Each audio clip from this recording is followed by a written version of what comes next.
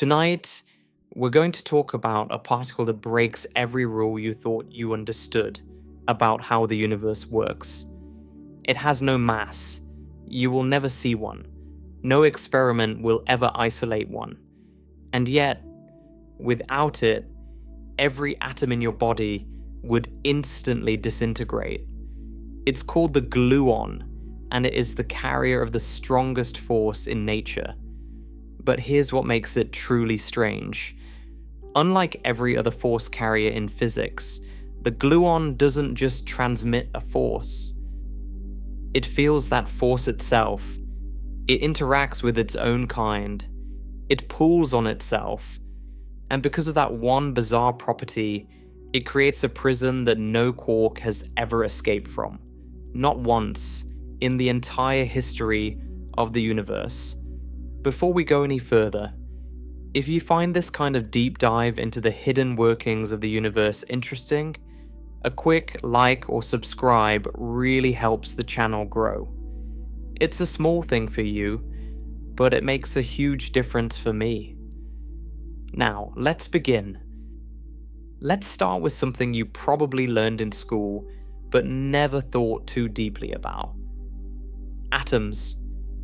Everything around you is made of atoms.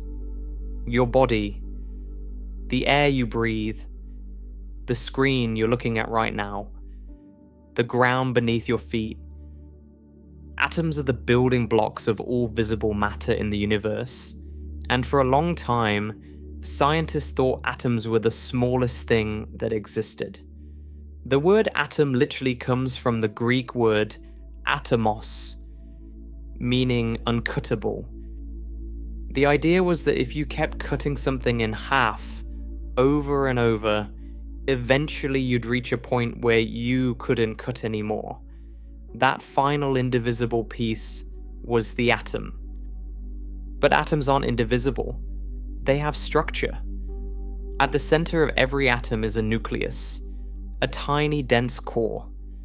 And orbiting that nucleus, at relatively enormous distances, are electrons. The nucleus is incredibly small compared to the atom as a whole. If an atom were the size of a football stadium, the nucleus would be about the size of a marble sitting at the center of the field. Almost all of the atom is empty space. The electrons are out there in the stands, impossibly far from the nucleus relative to their sizes. But the marble at center field, that tiny nucleus, contains more than 99.9% of the atom's total mass. Almost everything about an atom's weight, its substance, its physical heft, comes from that nucleus. Now, here's where things start to get strange. The nucleus is made of two types of particles: protons, which carry a positive electric charge, and neutrons, which carry no electric charge at all. Hydrogen, the simplest element, has just one proton in its nucleus. Helium has 2 protons and 2 neutrons. Carbon has 6 protons and 6 neutrons. Iron has 26 protons and 30 neutrons. Uranium has 92 protons and 146 neutrons. As you go up the periodic table, nuclei get bigger and more crowded with protons and neutrons packed together. And this is where you should start feeling uncomfortable. Because there's a problem here. A serious one. A problem so fundamental that it threatened to break physics for decades. Protons are positively charged. Every single proton in the nucleus carries the same positive electric charge. And one of the most basic laws in physics, one of the first things you learn about electricity, is that like charges repel. Positive pushes away from positive. Negative pushes away from negative. This isn't a suggestion or a tendency. It's an absolute rule of electromagnetism. Two positive charges brought close together will push apart with a force that increases dramatically as they get closer. The electromagnetic repulsion between two charges follows an inverse square law. Double the distance and the force drops to 1/4. But halve the distance and the force quadruples. At very small distances, the repulsive force between two positive charges becomes extraordinarily powerful. Now think about what's happening inside an atomic nucleus. You have protons, multiple protons, crammed together in a space that's about 1 femtometer across. A femtometer is 1/4,000,000th of a meter. That's a decimal point followed by 14 zeros, and then a 1. These protons are packed together at distances so small that the electromagnetic repulsion between them is enormous. Absolutely enormous. The force trying to push those protons apart is staggering. In a heavy nucleus like uranium, with 92 protons all jammed together, the electromagnetic repulsion is almost beyond calculation.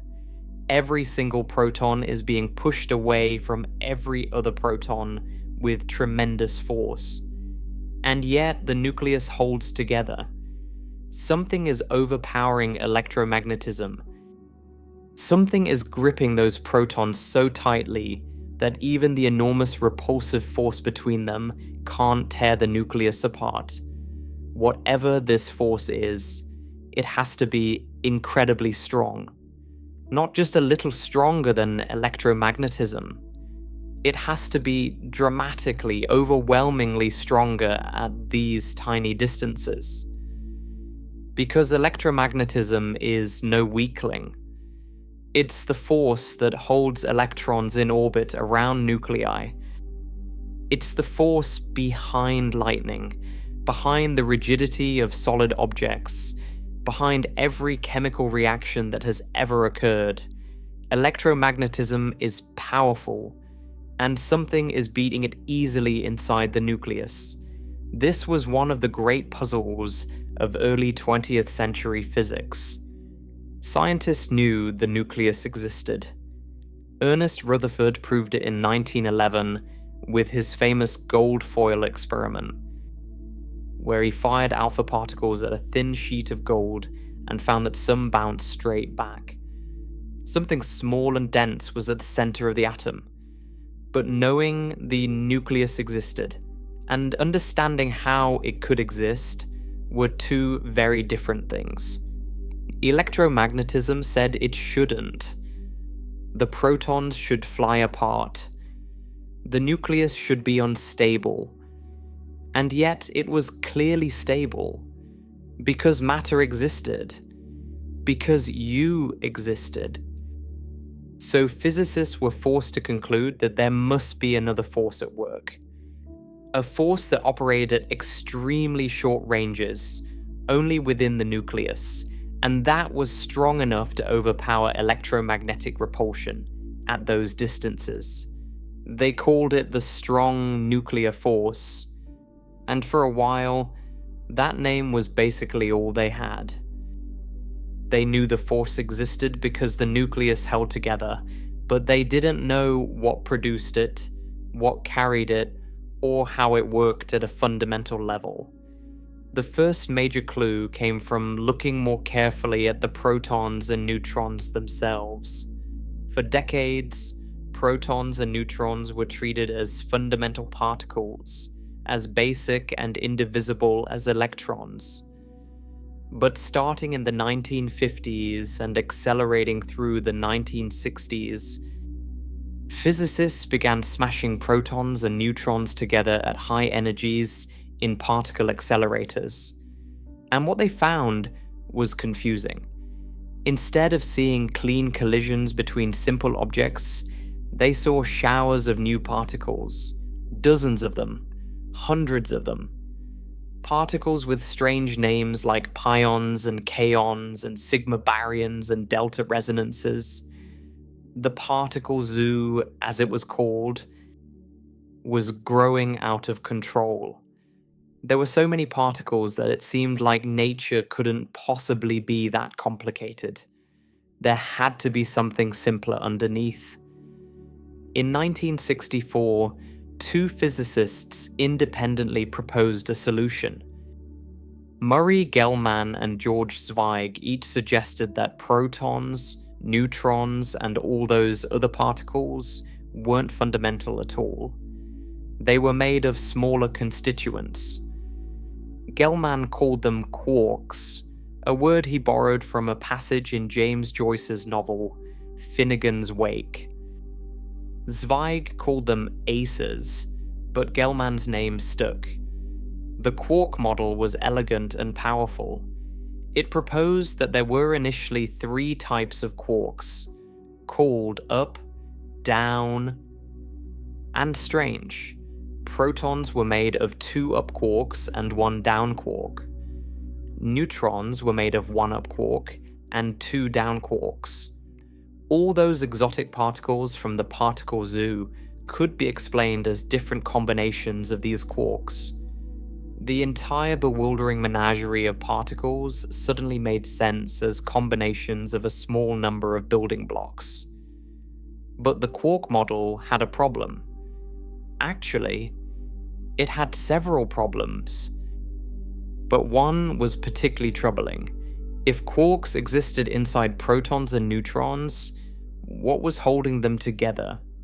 The strong nuclear force held the nucleus together, fine. But that was a force between protons and neutrons. What was the force between quarks? There had to be something binding quarks to each other inside a proton. Something even more fundamental than the force between protons and neutrons. The force that held the nucleus together was starting to look like it might be a side effect, a residual force, like a shadow of something deeper and more powerful happening at the quark level. Think of it this way. Atoms are electrically neutral overall because they have equal numbers of protons and electrons. But when two atoms get close together, they can still feel each other's electric fields. The electrons of one atom interact with the protons of another, and vice versa. This residual electromagnetic interaction is what creates chemical bonds. It's what allows atoms to stick together to form molecules. The electromagnetic force between neutral atoms is much weaker than the electromagnetic force between individual charged particles, but it's still there. It's a leftover effect, a residual force. Something similar was happening with the strong force. The force between protons and neutrons inside the nucleus, the force that was holding the nucleus together, was actually a residual effect of a much more powerful force operating between quarks. The real force, the fundamental force, was happening inside the protons and neutrons themselves. The nuclear force was just the spillover, like smelling perfume from the next room. The real source was deeper inside. Let me make this analogy more concrete, because the two-level structure of the strong force is important, and often misunderstood. Consider two atoms of helium. Each atom is electrically neutral. It has two protons and two electrons, and the charges cancel perfectly. From a distance, neither atom has any net electric charge.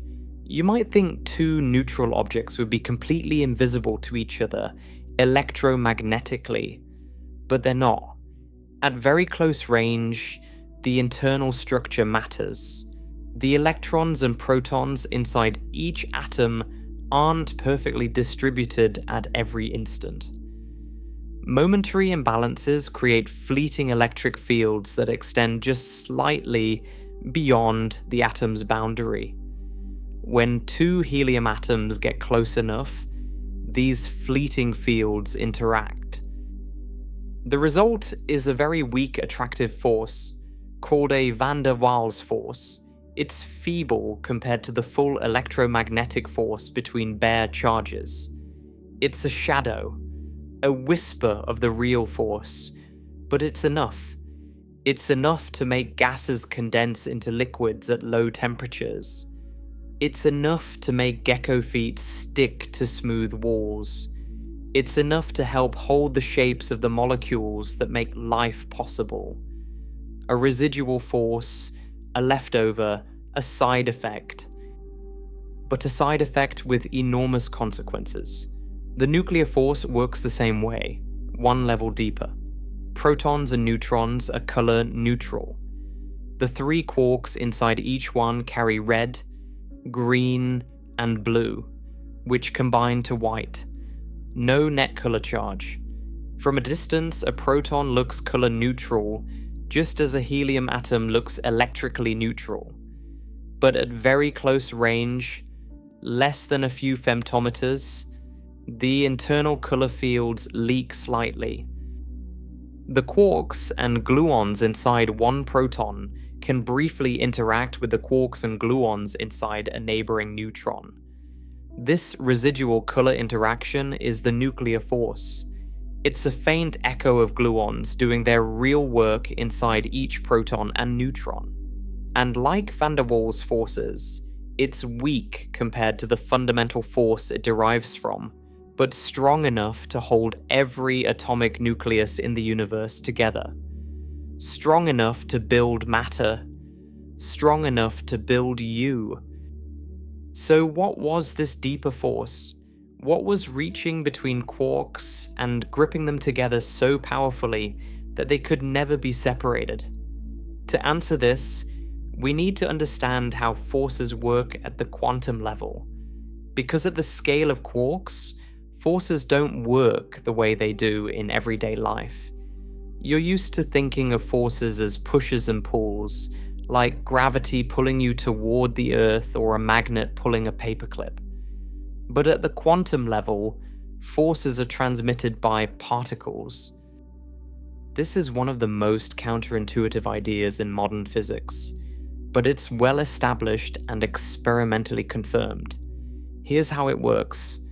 When 2 particles interact through a force, they do so by exchanging another particle between them. This exchanged particle is called a force carrier or a gauge boson. The force carrier travels from one particle to the other, and in doing so, it transfers momentum, energy, and information about the force. The most familiar example is electromagnetism. The electromagnetic force is carried by photons. When 2 electrons repel each other, they're not reaching across empty space and pushing. Instead, they're exchanging photons back and forth. These photons carry the electromagnetic force between the electrons. Every electromagnetic interaction you've ever experienced, every time you've seen light, felt heat, touched a solid object, has been mediated by photons traveling between charged particles. You might wonder how exchanging a particle can cause a repulsive force.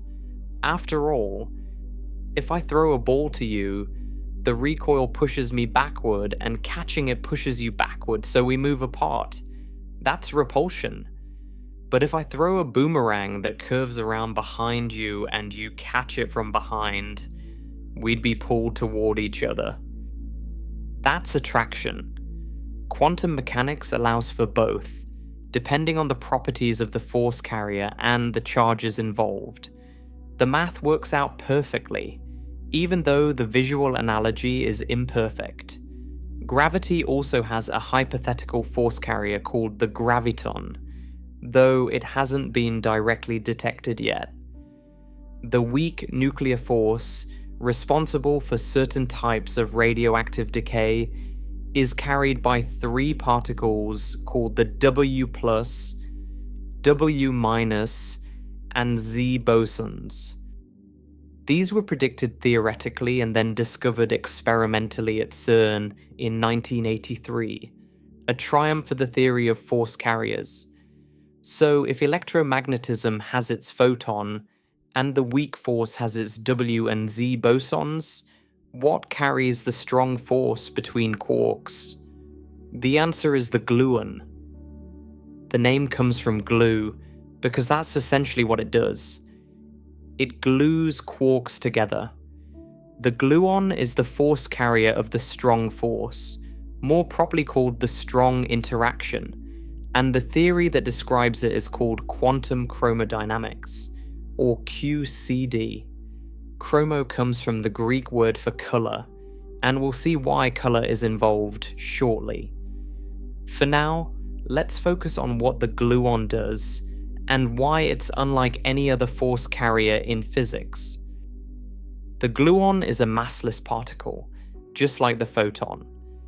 It travels at the speed of light, just like the photon. It's a boson, meaning it belongs to the class of particles that carry forces, just like the photon. On the surface, the gluon and the photon seem like they should behave similarly. They're both massless force carriers that zip between the particles they bind. But the gluon has a property that the photon does not, and this one difference changes everything. The photon carries the electromagnetic force, but the photon itself is electrically neutral. It has no electric charge. This means photons don't interact with each other through electromagnetism. Two beams of light can pass right through each other without affecting each other at all. You see this every time two flashlight beams cross in the dark. They pass through each other as if the other beam doesn't exist.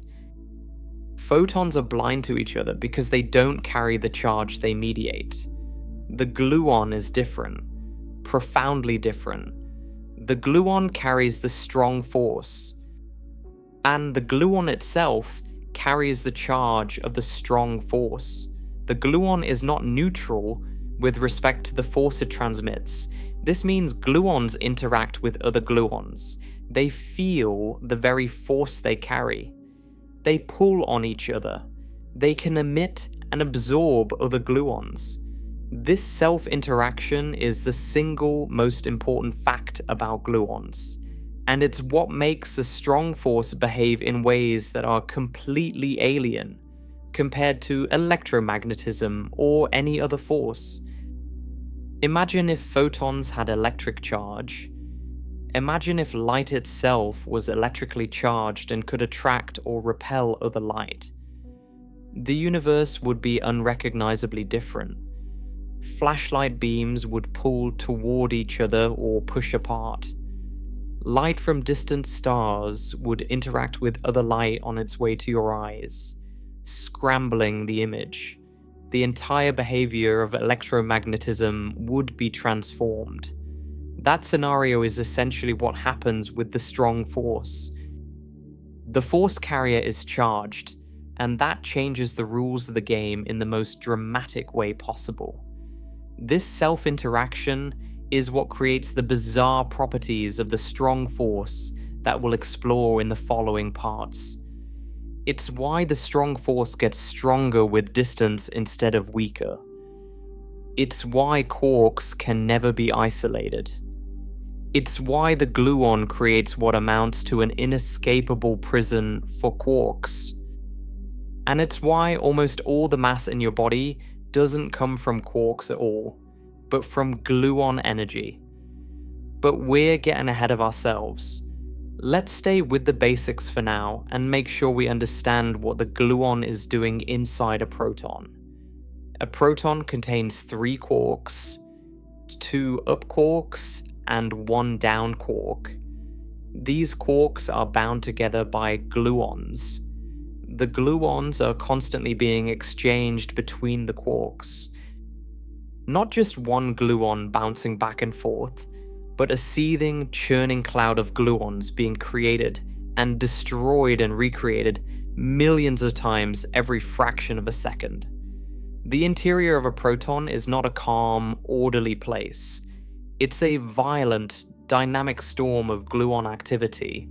The quarks inside a proton are moving at speeds close to the speed of light.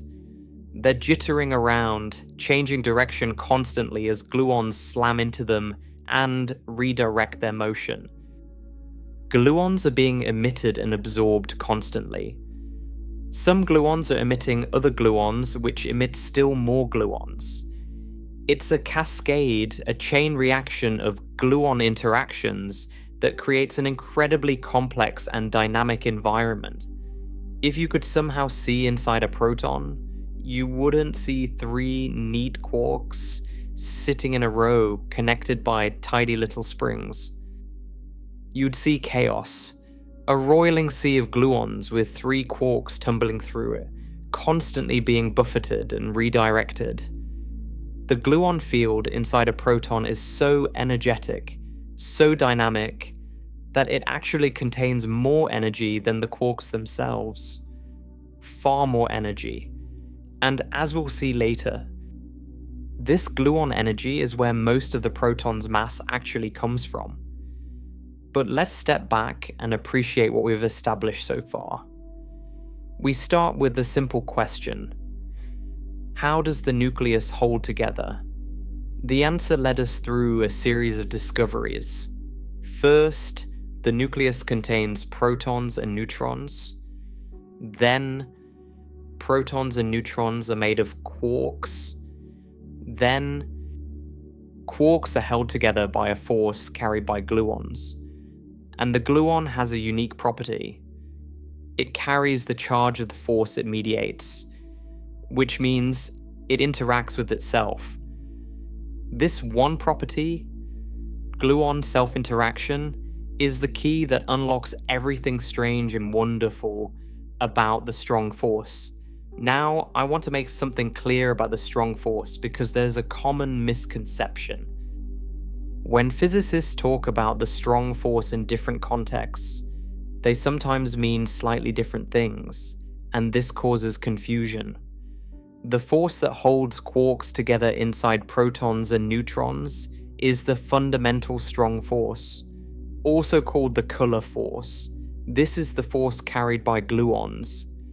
It operates between quarks and between gluons themselves.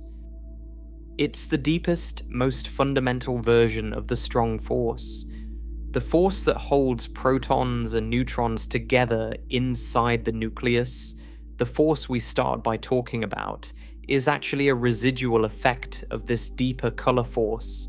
It's sometimes called the nuclear force or the residual strong force. It's mediated not directly by gluons, but by composite particles called pions, which are themselves made of quarks and gluons. The nuclear force is to the color force what van der Waals forces between atoms are to electromagnetism. It's a spillover effect, weaker than the fundamental force, but still strong enough to bind the nucleus. So the force holding the nucleus together is impressive. But the force holding quarks together inside each proton and neutron is even more impressive. It's the real strong force, the fundamental one, and gluons are its carriers. Let's compare the strong force to the other fundamental forces to understand just how powerful it is. Physics recognizes four fundamental forces. Gravity is the weakest by an enormous margin. It's about 10 to the power of 36 times weaker than electromagnetism. The only reason gravity seems important in everyday life is that it's always attractive and it operates over infinite distances, so it adds up over large amounts of mass.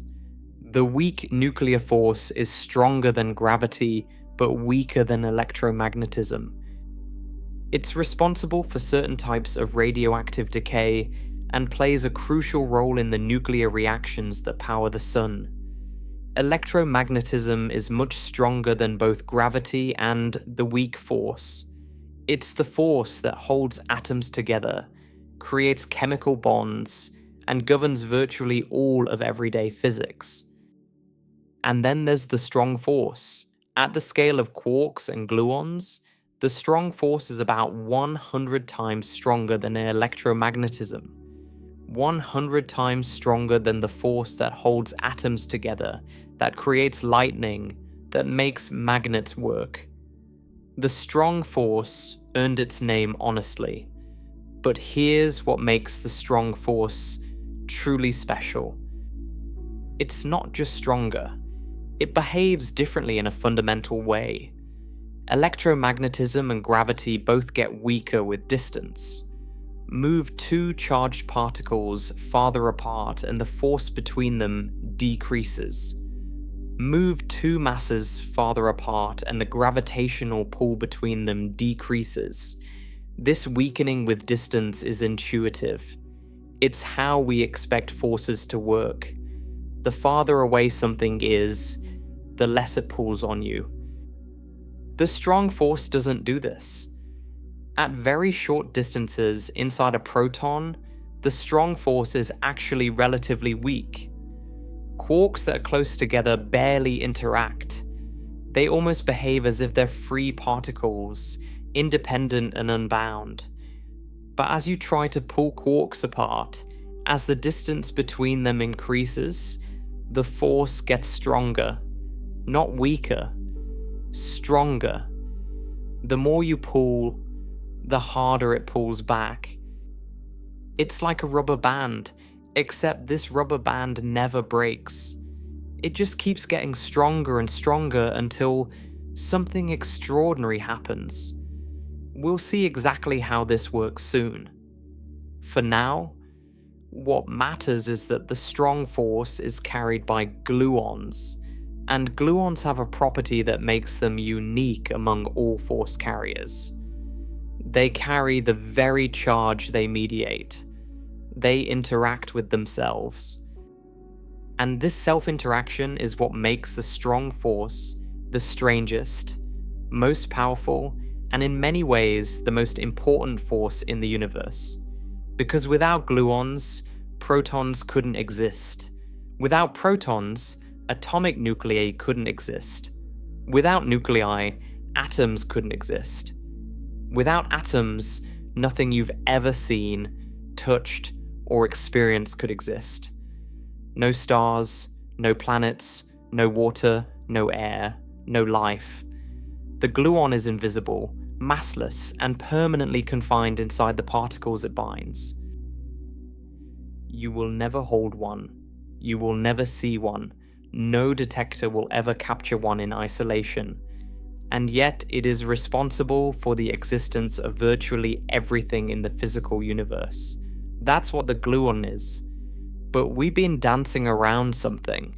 We've said the gluon carries the charge of the strong force, but we haven't explained what that charge actually is. Now it's time to confront it directly. Now it's time to confront it directly. Because the charge of the strong force is unlike anything else in physics. It's stranger than electric charge. It's more complex. It has more dimensions, more combinations, more rules, and understanding it is absolutely essential to understanding why the gluon behaves the way it does. This charge is called color charge. Now, let me be very clear about something right from the start. Color charge has absolutely nothing to do with actual color. Quarks are not red. Gluons are not blue. There is no light being emitted, no wavelength, no visible spectrum involved whatsoever. The word color is a metaphor, a label physicists chose because the mathematics of color charge has a convenient analogy with how colors mix in everyday experience. That's it. It's a naming convention. Nothing more. If physicists had wanted to, they could have called the three types of color charge vanilla, chocolate, and strawberry, or Larry, Moe, and Curly. The physics would be exactly the same. But they chose color, so that's what we'll work with. To understand why color charge exists and what it does, let's start by looking at how electric charge works, because that's the system most people are familiar with. Then we'll see how color charge takes that system and makes it dramatically more complex. Electric charge comes in two varieties. Positive and negative, that's it. Two options. A proton has positive charge, an electron has negative charge, a neutron has no charge. Like charges repel each other, opposite charges attract. The rules are simple and elegant. One type of charge, two signs, and one force carrier, the photon, which is electrically neutral. The photon doesn't have electric charge, so it doesn't interact with other photons. It just carries the force between charged particles and goes about its business. This simplicity is part of what makes electromagnetism so well behaved. The theory that describes electromagnetism at the quantum level is called quantum electrodynamics, or QED, and it is one of the most precisely tested theories in all of science. Its predictions match experimental measurements to better than 1 part in a billion. QED works beautifully, and a big part of why it works so cleanly is that the photon is neutral. It carries the force, but doesn't feel the force. This keeps things relatively simple, mathematically and physically. Now let's look at color charge. Instead of one type of charge with two signs, the strong force has 3 types of charge with 2 signs each. The 3 color charges are called red, green, and blue, and each of these has an opposite called anti-red, anti-green, and anti-blue. Sometimes anti-red is called cyan, anti-green is called magenta, and anti-blue is called yellow, following the complementary color scheme. But most physicists just say anti-red, anti-green, anti-blue. So right away, you can see that the strong force is more complex than electromagnetism. Electromagnetism has 2 possible charge states, positive and negative. The strong force has 6, red, green, blue, anti-red, anti-green, and anti-blue. This additional complexity is not just an inconvenience. It fundamentally changes how the force behaves.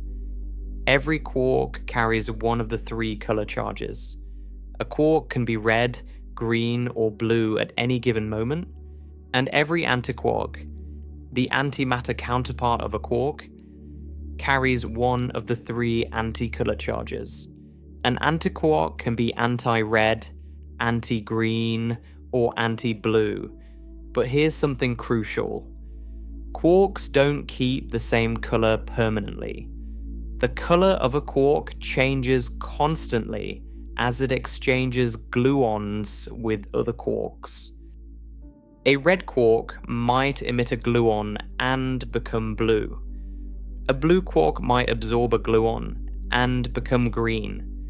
The colors are swapping around continuously, millions of times per second, inside every proton and neutron. The specific color a quark has at any given instant is constantly changing. What doesn't change is the overall color state of the composite particle. And this is where the analogy with actual colors becomes useful. In everyday optics, if you combine red light, green light, and blue light in equal amounts, you get white light. White is color neutral. It's what you get when all 3 primary colors are present in equal proportions. The strong force has the same rule, except instead of light, we're talking about color charge. Nature demands that all freely existing particles must be color neutral, or as physicists say, color singlets. No particle that carries a net color charge can exist on its own. This is an absolute rule. It's never been violated. Not once. Not in any experiment ever conducted. This rule dictates how quarks can combine. A proton contains 3 quarks, and each quark carries a different color. 1 red, 1 green, 1 blue. Red plus green plus blue equals white, which is color neutral. So the proton as a whole has no net color charge. The same is true for neutrons and all other baryons, particles made of 3 quarks. Each baryon must contain 1 quark of each color, adding up to a color neutral state. There's another way to achieve color neutrality. Instead of combining all 3 colors, you can combine a color with its anticolor. Red plus anti-red equals neutral. Green plus anti-green equals neutral. Blue plus anti-blue equals neutral. This is how mesons work. A meson is a particle made of 1 quark and 1 antiquark. The quark carries a color, the antiquark carries the corresponding anticolor, and the combination is color neutral. These are the only 2 ways nature allows quarks to combine into observable particles. 3 quarks, each a different color, forming baryons, or 1 quark and 1 antiquark with matching color and anticolor, forming mesons. There are some theoretical possibilities for more exotic combinations, like pentaquarks containing 5 quarks, and there's experimental evidence that these exist as well. But even these must be color neutral overall. The rule is absolute. You cannot have a standalone particle that carries a net color charge. The universe forbids it. Now, why does nature impose this rule? Why must all observable particles be color neutral? This is deeply connected to the mathematics of the strong force, specifically to a branch of mathematics called group theory. The strong force is described by a mathematical symmetry group called SU3, which stands for Special Unitary Group of Degree 3. The 3 refers to the 3 color charges. This symmetry group determines everything about how color charges interact, combine, and cancel out. It dictates the rules of the game. You don't need to understand the mathematics of SU3 to understand the physics. What matters is the consequence. The symmetry of the strong force requires that all observable particles be color neutral. This isn't an arbitrary rule imposed from outside. It emerges naturally from the mathematical structure of the theory. It's as inevitable as the fact that 2 plus 2 equals 4. Given the symmetry of the strong force, color confinement follows. Now let's talk about the gluon's color charge, because this is where everything becomes extraordinary. Remember the photon. It's the force carrier of electromagnetism. It's electrically neutral. It doesn't carry the charge it mediates. This is clean and simple. The gluon is the force carrier of the strong force, but the gluon is not color neutral. The gluon carries color charge. Specifically, each gluon carries 1 color and 1 anticolor simultaneously. A gluon might carry red and anti-blue, or green and anti-red, or blue and anti-green. Each gluon is a combination of a color and an anticolor. Now, if you're thinking carefully, you might try to count how many combinations this gives. 3 colors times 3 anticolors would seem to give 9 possible gluon types. Red anti-red, red anti-green, red anti-blue, green anti-red, green anti-green, green anti-blue, blue anti-red, blue anti-green, and blue anti-blue. 9 combinations. But there aren't 9 gluons. There are 8. The reason involves that SU3 symmetry I mentioned. When you work out the mathematics, one particular combination of color and anticolor turns out to be color neutral. It's the equal superposition of red anti-red, green anti-green, and blue anti-blue. This specific combination is a color singlet. It carries no net color charge, And a color-neutral gluon wouldn't interact with color charges. It would be like a photon that has no electromagnetic charge. It wouldn't do anything useful as a carrier of the strong force. So this ninth combination doesn't function as a gluon. It drops out of the theory. What remains are 8 gluons, each carrying a specific combination of color and anticolor. 8 gluons. This is a lot more complex than the single photon of electromagnetism. Electromagnetism has 1 force carrier. The strong force has 8.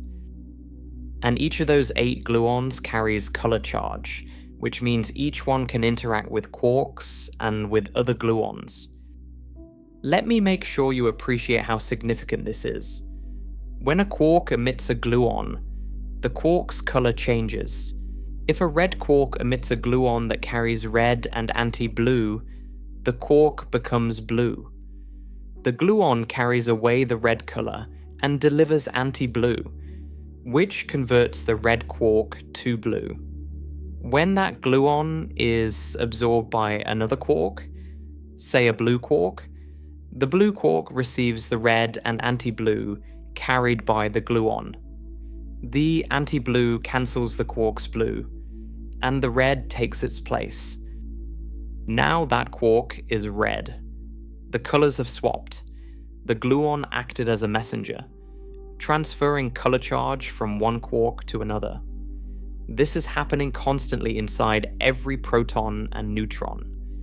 The 3 quarks are continuously exchanging gluons, and with every exchange, their colors change. Red becomes blue, blue becomes green, green becomes red. The specific colors are swirling around like a kaleidoscope. But at every instant, the 3 quarks always carry 1 red, 1 green, and 1 blue between them. The total combination is always color neutral, even though the individual quark colors are constantly changing.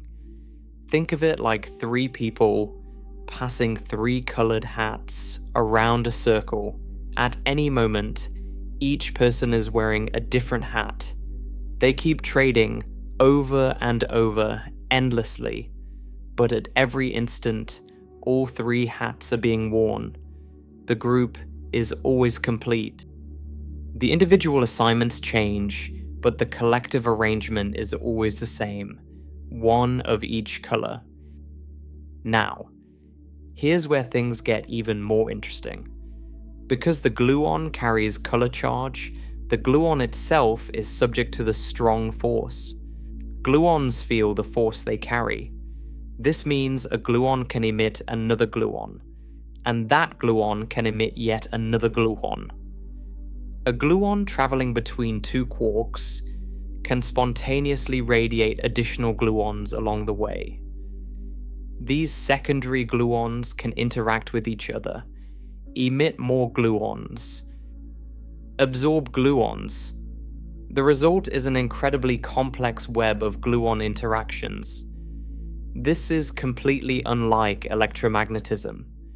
A photon traveling through space doesn't spontaneously create more photons.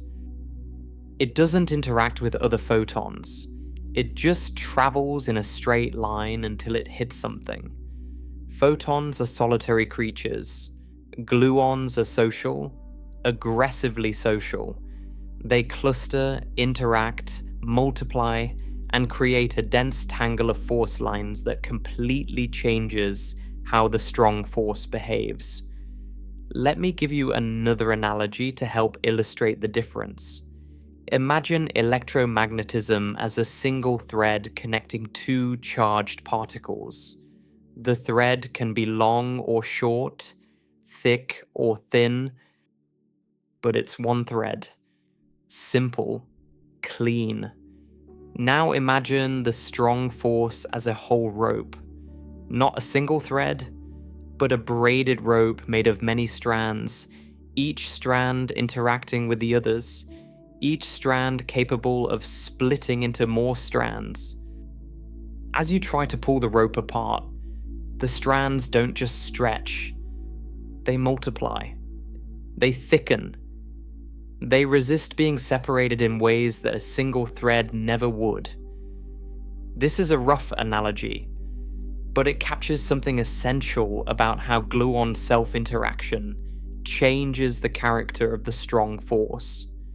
The fact that gluons carry color charge has another important consequence. Because gluons are color charged, they should, in principle, be subject to the same confinement rule as quarks. Remember, nature demands that all freely existing particles be color neutral. Quarks carry color, so they can't exist alone. Gluons also carry color, so gluons also can't exist alone. You will never see a free gluon, just as you will never see a free quark. Both are permanently trapped inside composite particles. This is a dramatic constraint. The force carrier of the strong force is itself confined by the strong force. It's like a prison guard who is also a prisoner. The gluon enforces confinement and is subject to confinement simultaneously. There's a kind of brutal elegance to this. The strong force is self-contained in the most literal possible sense. Everything involved in it, the quarks that feel it and the gluons that carry it, is trapped inside the particles it creates. Let me now walk through the 8 gluon types in a bit more detail. Because understanding that there are 8 and not 1 helps illustrate the complexity of the strong force. In electromagnetism, when an electron and a positron interact, they exchange photons. There's only one kind of photon to exchange. The interaction is straightforward. In the strong force, when quarks interact, they can exchange any of 8 different gluons. Each gluon carries a different combination of color and anticolor, and each one changes the colors of the quarks in a different way. The specific gluon exchange determines how the colors of the interacting quarks change. The 8 gluons can be thought of as representing the 8 independent ways you can combine color and anticolor while maintaining the SU3 symmetry. Some carry color and a different anticolor, like red and anti-blue. These clearly change the colors of the quarks they interact with. Others carry more complex combinations that are superpositions of color-anticolor pairs. The mathematics here gets intricate, but the physical picture is clear. The strong force has 8 distinct force carriers, each mediating a different type of color charge exchange. Compare this to gravity, which has one type of charge, mass, and presumably one force carrier, the graviton. Or electromagnetism, with one type of charge and one force carrier. Or even the weak force, which has 3 force carriers, but they operate on a different kind of charge called weak isospin. The strong force with its 3 color charges, 6 color states, and 8 gluons is by far the most complex of the fundamental forces. And this complexity has consequences. One consequence is that the equations of quantum chromodynamics are incredibly difficult to solve. QED, the theory of electromagnetism, is already complex. But because the photon is neutral and doesn't interact with other photons, many calculations simplify enormously. In QCD, no such simplification occurs. Every gluon interacts with every other gluon. The equations become tangled and self-referential. Calculating even simple processes in QCD often requires enormous computational resources. Some problems can only be solved using massive supercomputers running what are called lattice QCD simulations, where space-time is approximated as a grid and the equations are solved numerically point by point. The difficulty of QCD calculations is not just a practical nuisance, it reflects something deep about the nature of the strong force. The force is inherently complicated because the force carrier is complicated. The gluon's color charge makes everything harder to compute, harder to visualize, and harder to intuit. But it also makes a strong force capable of things no other force can do. Things like confinement. Things like generating mass from pure energy. Things we'll explore in the parts to come. Now, let's talk about what color charge means for the particles we observe in nature. Because the requirement of color neutrality has profound implications for what can and can't exist. We've established that quarks must combine in color-neutral groups. 3 quarks of different colors form baryons. A quark and antiquark with matching color and anti-color form mesons. But what about other possibilities? Could you have a particle made of 2 quarks? Say, a red quark and a blue quark? No. Red plus blue doesn't equal white. It's not color neutral. 2 quarks alone cannot form a color-neutral combination. Such a particle would carry net color charge, and nature doesn't allow that. The strong force would immediately pull in a 3rd quark to complete the color-neutral trio, or the quarks would recombine into other color-neutral structures. Could you have a particle made of 4 quarks? Potentially, yes, if the 4 quarks are arranged so that the total color is neutral. For example, you could have a pair of quarks and a pair of antiquarks forming what's called a tetraquark. The 2 quarks and 2 antiquarks would need to be arranged so that the total color charge cancels. Tetraquarks were predicted theoretically and have been observed experimentally in recent years. They're rare and unstable, but they exist. Pentaquarks, made of 4 quarks and 1 antiquark, are also possible and have been observed. Again, the total color must be neutral. These exotic particles are fleeting. They exist for unimaginably brief instants before decaying into more stable, conventional particles. But their existence confirms that the rules of color charge are correct. Any combination of quarks and antiquarks that achieves color neutrality can, in principle, exist as a particle. Could you have a particle made entirely of gluons, with no quarks at all? Theoretically, yes. These hypothetical particles are called glue balls. Because gluons carry color charge, they can interact with each other and potentially form bound states. A glue ball would be a knot of pure gluon energy, held together by the strong force with no quark content. QCD predicts that glue balls should exist, but identifying them experimentally has been incredibly difficult because they would look very similar to conventional mesons in a detector. Finding one would be a landmark confirmation of the theory. The color charge system also explains why isolated quarks have never been observed. If you try to pull a single quark out of a proton, you'd be trying to create a particle with a net color charge. Nature doesn't allow this. The universe will fight you. It will spend energy, create entirely new particles from the vacuum, do whatever it takes to prevent a color-charged object from existing freely. The details of how this happens are extraordinary, and we're about to see them up close. But for now, note how fundamentally different this is from electric charge. You can easily isolate an electrically charged particle. A free electron carries negative electric charge and exists happily on its own.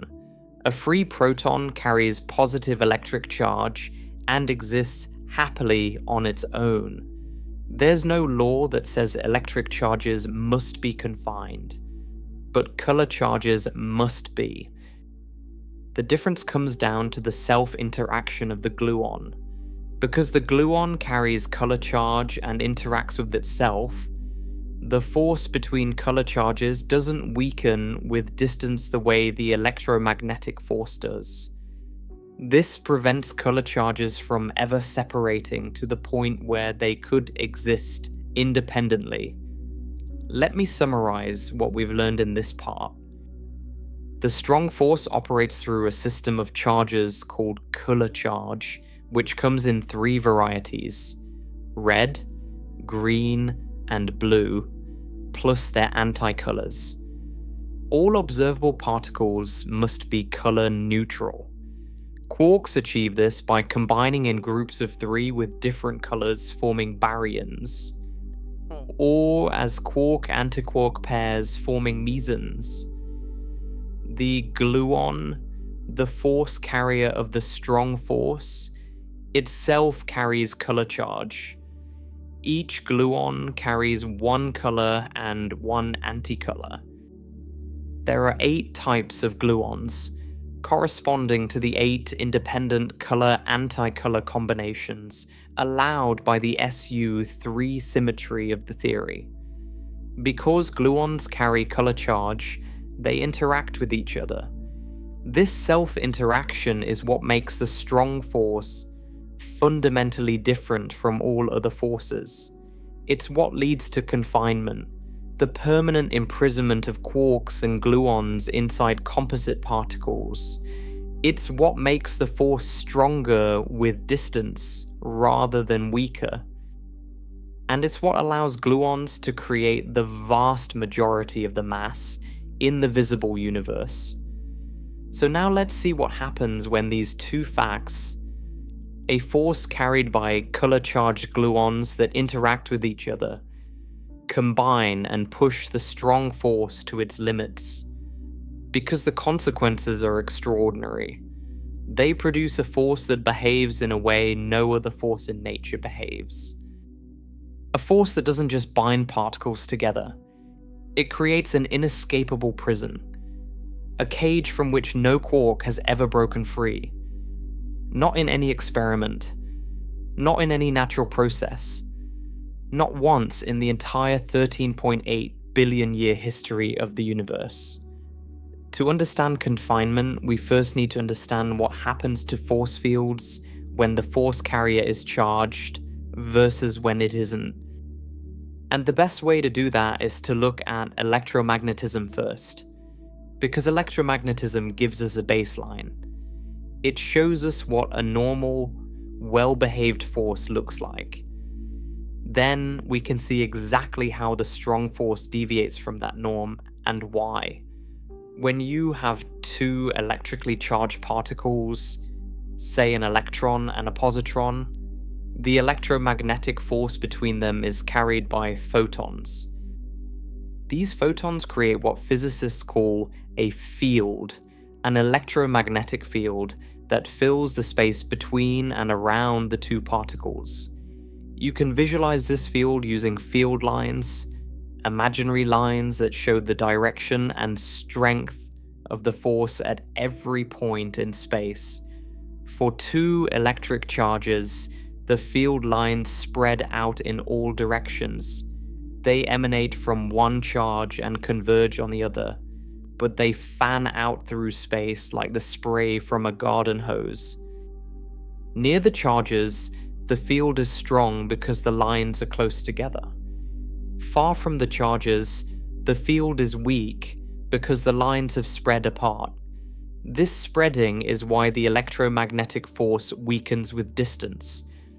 The force follows an inverse square law. Double the distance between 2 charges and the force drops to 1/4 of its original strength. Triple the distance and it drops to 1/9. The field lines are dispersing through 3-dimensional space, diluting the force as they spread. This spreading happens because photons don't interact with each other. Each photon goes its own way, traveling outward independently. There's nothing pulling the field lines together, nothing preventing them from dispersing into the surrounding space. The field naturally spreads out, and the force naturally weakens. This is normal. This is how forces are supposed to behave.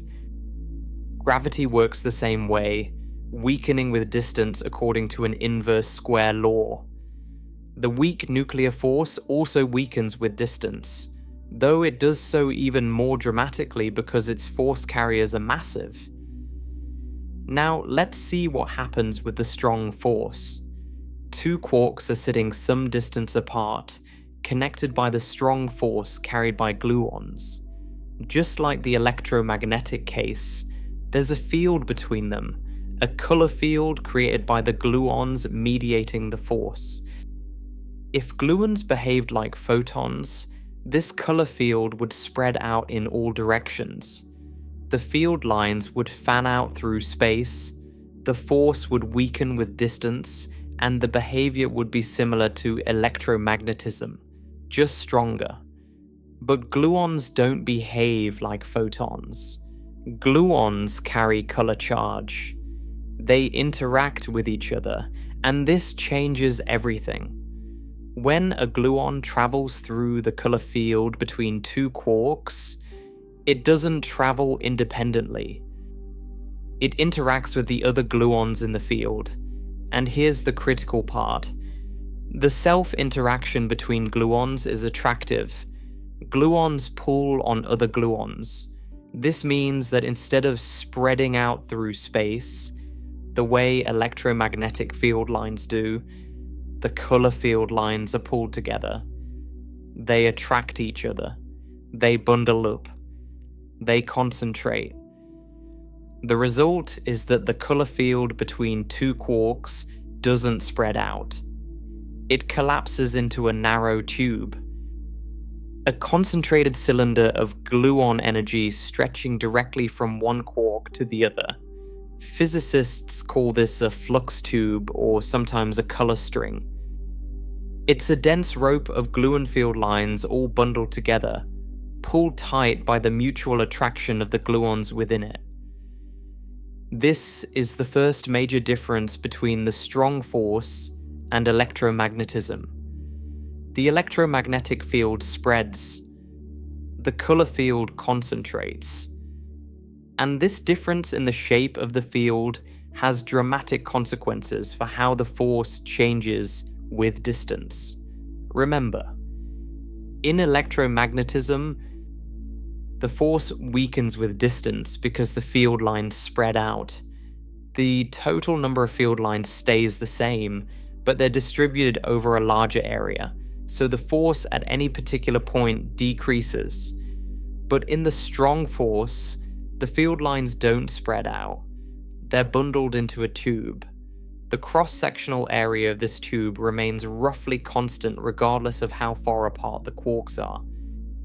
Whether the quarks are 1 femtometer apart or 10 femtometers apart, the flux tube has approximately the same thickness. What changes when the quarks move apart is the length of the tube, and the energy stored in the tube is proportional to its length. Pull the quarks farther apart and the tube gets longer. A longer tube contains more energy. More energy means a stronger restoring force, pulling the quarks back together. This is completely backwards from what happens with electromagnetism. In electromagnetism, pulling charges apart weakens the force.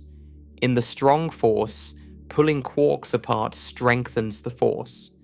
The farther you pull, the harder it pulls back. It's like stretching a rubber band, except no rubber band in the universe behaves quite like this. A rubber band eventually breaks. A flux tube does something stranger. Let me describe what this looks like in practice. Imagine you have a proton, with its 3 quarks connected by a web of gluon flux tubes. Now imagine you reach in and grab one of those quarks and start pulling it away from the other 2. At first, when the quark is still close to its companions, The force resisting you is modest. The flux tube is short and doesn't contain much energy, but as you pull the quark farther and farther away, the flux tube stretches. It gets longer. The energy stored in it increases, and the force pulling the quark back gets stronger and stronger. You pull harder. The tube stretches more. The force increases more. You're putting more and more energy into the system, and all of that energy is being stored in the gluon field of the stretching flux tube. The tube is like a spring that gets stiffer the more you stretch it. Except, it's not made of metal or rubber. It's made of pure gluon energy, held together by the self-interaction of the gluons within it. Now here's the question. What happens if you just keep pulling? What happens if you put in enough energy to stretch the flux tube to enormous lengths? Does it eventually snap? Does the quark break free? The answer is no. The quark never breaks free. But the flux tube does eventually reach a breaking point of sorts.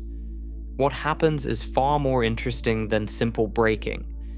As the flux tube stretches and the energy stored in it increases, eventually the energy density in the tube becomes high enough to do something remarkable. The energy converts into matter.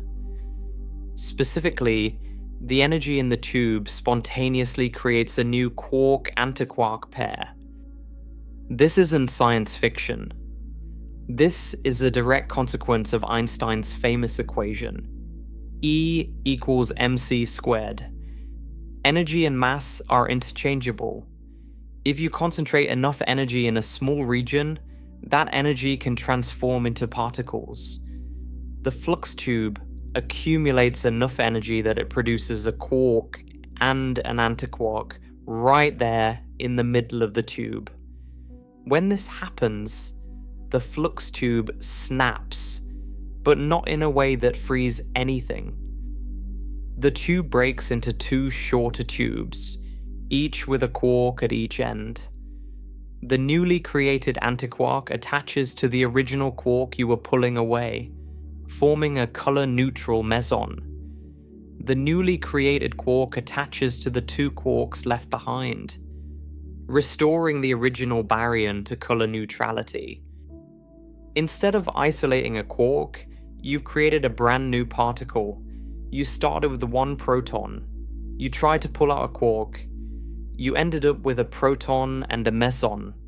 The quark you were trying to extract is now bound inside a meson, paired with a freshly created antiquark. It's still confined. It's still trapped inside a color-neutral particle. You haven't freed it. You've just moved it from one prison to another. And if you try again, if you put in even more energy and try to pull the quark out of the meson, the same thing happens. The flux tube stretches, energy builds up, a new quark-antiquark pair is created. The tube breaks, and you end up with two mesons instead of one. No matter how much energy you put in, no matter how hard you try, you always end up with color-neutral particles. You never get an isolated quark. The universe will spend any amount of energy, create any number of new particles, to prevent a color-charged object from existing freely. This is confinement. This is why no isolated quark has ever been observed. Not because we lack the technology to extract one, not because we haven't tried hard enough, but because the laws of physics make it fundamentally impossible. The structure of the strong force, specifically the self-interaction of gluons creating flux tubes whose energy increases with length, ensures that quarks are permanently, irrevocably trapped. Think about how profoundly strange this is. Every other force in nature allows its charged particles to exist freely. You can have a free electron, carrying electric charge, floating through space alone. You can have a free proton. Gravity affects all masses, but there's no confinement. Objects can drift freely through the cosmos. Even the weak force, despite being short-ranged, doesn't confine particles. But the strong force confines absolutely. No quark has ever been free. Not in the incredible temperatures of the early universe. Not in the extreme conditions inside neutron stars. Not in the most powerful particle collisions we've ever produced. Quarks are always trapped inside composite particles. Actually, I need to qualify that slightly, because there is one exception. In the extreme conditions of the very early universe, in the first few microseconds after the Big Bang, temperatures were so unimaginably high that quarks and gluons existed in a special state called a quark-gluon plasma. In this state, quarks were not confined inside individual protons and neutrons, but they still weren't truly free. They were still interacting with gluons and with each other. The quark-gluon plasma is a special state where confinement breaks down, but it requires temperatures of trillions of degrees. Under any normal conditions, anywhere in the universe today, quarks are confined. Let me emphasize something about the flux tube mechanism, because it illustrates a key difference between the strong force and other forces. In electromagnetism, if you pull two opposite charges apart, the energy stored in the electromagnetic field between them increases. But the rate at which the energy increases slows down as they get farther apart. This is because the field spreads out. At very large distances, the energy barely increases at all as you separate the charges further. This is why you can pull an electron off an atom. Yes, it takes energy, but a finite, manageable amount of energy. Once the electron is far enough away, the force is negligible and it's effectively free. With the strong force, the energy stored in the flux tube increases linearly with distance, not slowing down, not tapering off. Linearly. Pull the quarks twice as far apart and the energy doubles. Pull them 3 times as far apart and the energy triples. This means the force is approximately constant with distance. It doesn't weaken. It just keeps pulling with the same relentless strength, no matter how far you separate the quarks. This constant force is measured at about 10 tons. Yes, tons. The force between two quarks connected by a flux tube is roughly equivalent to the weight of 10 metric tons. This is the force you'd need to continuously apply just to keep them apart. And this force doesn't diminish with distance. It just keeps going. The energy density in a flux tube is staggering. Physicists have calculated that the energy per unit length of a flux tube, called the string tension, is approximately 1 gigaelectronvolt per femtometer. 1 billion electron volts of energy packed into a tube, 1 quadrillionth of a meter long. This is an extraordinary concentration of energy. And it's this energy density that allows the tube to create new quark-antiquark pairs when it stretches far enough. Now, I want to make sure you understand what confinement means for the world you experience every day. Because confinement isn't just some exotic quantum phenomenon relevant only to particle physicists. It shapes the structure of all matter. It determines what kinds of particles can exist. It governs how matter behaves at the most fundamental level. Every atom in your body exists because of confinement. The protons and neutrons in your atomic nuclei are confined states of quarks and gluons.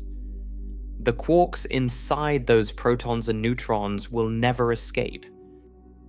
They've been trapped since those protons and neutrons formed in the first seconds after the Big Bang. For 13.8 billion years, those quarks have been confined. They were confined when the first atoms formed. They were confined when the first stars ignited. They were confined when the Earth formed. They were confined when life began. They'll be confined when the sun dies. They'll still be confined long after humanity is gone. Confinement is one of the most permanent, most enduring features of the universe. This means that gluons, like quarks, are permanently invisible. We established earlier that gluons are themselves imprisoned by the force they carry. That prison guard who is also a prisoner. The consequence for physicists is profound. The particles that carry the most powerful force in the universe can never be directly detected. We can never capture one, isolate one, or examine one individually. Everything we know about gluons comes from indirect evidence. We smash protons together at enormous energies and observe the patterns of particles that come out. We infer the presence of gluons from these patterns, from the angles and energies and types of particles produced. It's like studying wind by watching how leaves move. You never see the wind itself, you only see its effects. Particle colliders like the Large Hadron Collider at CERN in Switzerland are essentially tools for studying confinement and its consequences. When two protons collide at nearly the speed of light, the quarks and gluons inside them interact briefly at extremely high energies. For an instant, individual quarks and gluons scatter off each other, almost as if they were free. But they never stay free. Within a distance of about 1 femtometer, confinement reasserts itself. The scattered quarks and gluons immediately begin forming flux tubes, creating new quark-antiquark pairs, building new hadrons. This process is called hadronization, and it happens incredibly quickly. Within about 10 to the negative 23 seconds, less than a trillionth of a second, the free quarks and gluons have already recombined into confined states. What experimentalists see in their detectors isn't individual quarks and gluons. They see jets, narrow sprays of hadrons all moving in roughly the same direction.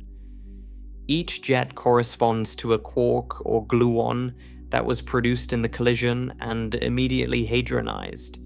The jet points in the direction the original quark or gluon was traveling. By studying the properties of these jets, their energies, their angles, the types of particles they contain, physicists can work backward and reconstruct what happened at the quark and gluon level. One of the most compelling pieces of evidence for gluons came from electron-positron colliders in the late 1970s. When an electron and a positron annihilate, they produce a burst of energy that can create a quark and antiquark flying apart in opposite directions. Each one hadronizes, producing a jet. So you expect to see two jets back to back. And that's exactly what experimentalists saw. But occasionally, 3 jets were observed instead of 2. 2 jets from the quark and antiquark, and a third jet at an angle. This third jet was a gluon. The quark or antiquark had radiated a gluon just as it would radiate a photon in electromagnetism, and the gluon had hadronized into its own separate jet. The discovery of 3 jet events at the Petra Accelerator in Hamburg in 1979 was the first direct experimental evidence for the existence of gluons. Even though no one could see the gluon itself, its fingerprint was unmistakable. Later, experiments at higher energies observed 4 jet events and even 5 jet events, corresponding to the emission of additional gluons. Each gluon produced its own jet, its own spray of confined particles. The patterns match the predictions of quantum chromodynamics perfectly, providing overwhelming evidence that gluons exist, that they carry color charge, and that they interact with each other exactly as the theory predicts. Let me now address something that might be bothering you. If quarks and gluons are permanently confined, how do we know they're real? Maybe they're just mathematical constructs, useful fictions that help us calculate but don't correspond to actual physical entities. This is a fair question, and it's one that physicists debated seriously in the 1960s and 70s. The answer is that the evidence is overwhelming.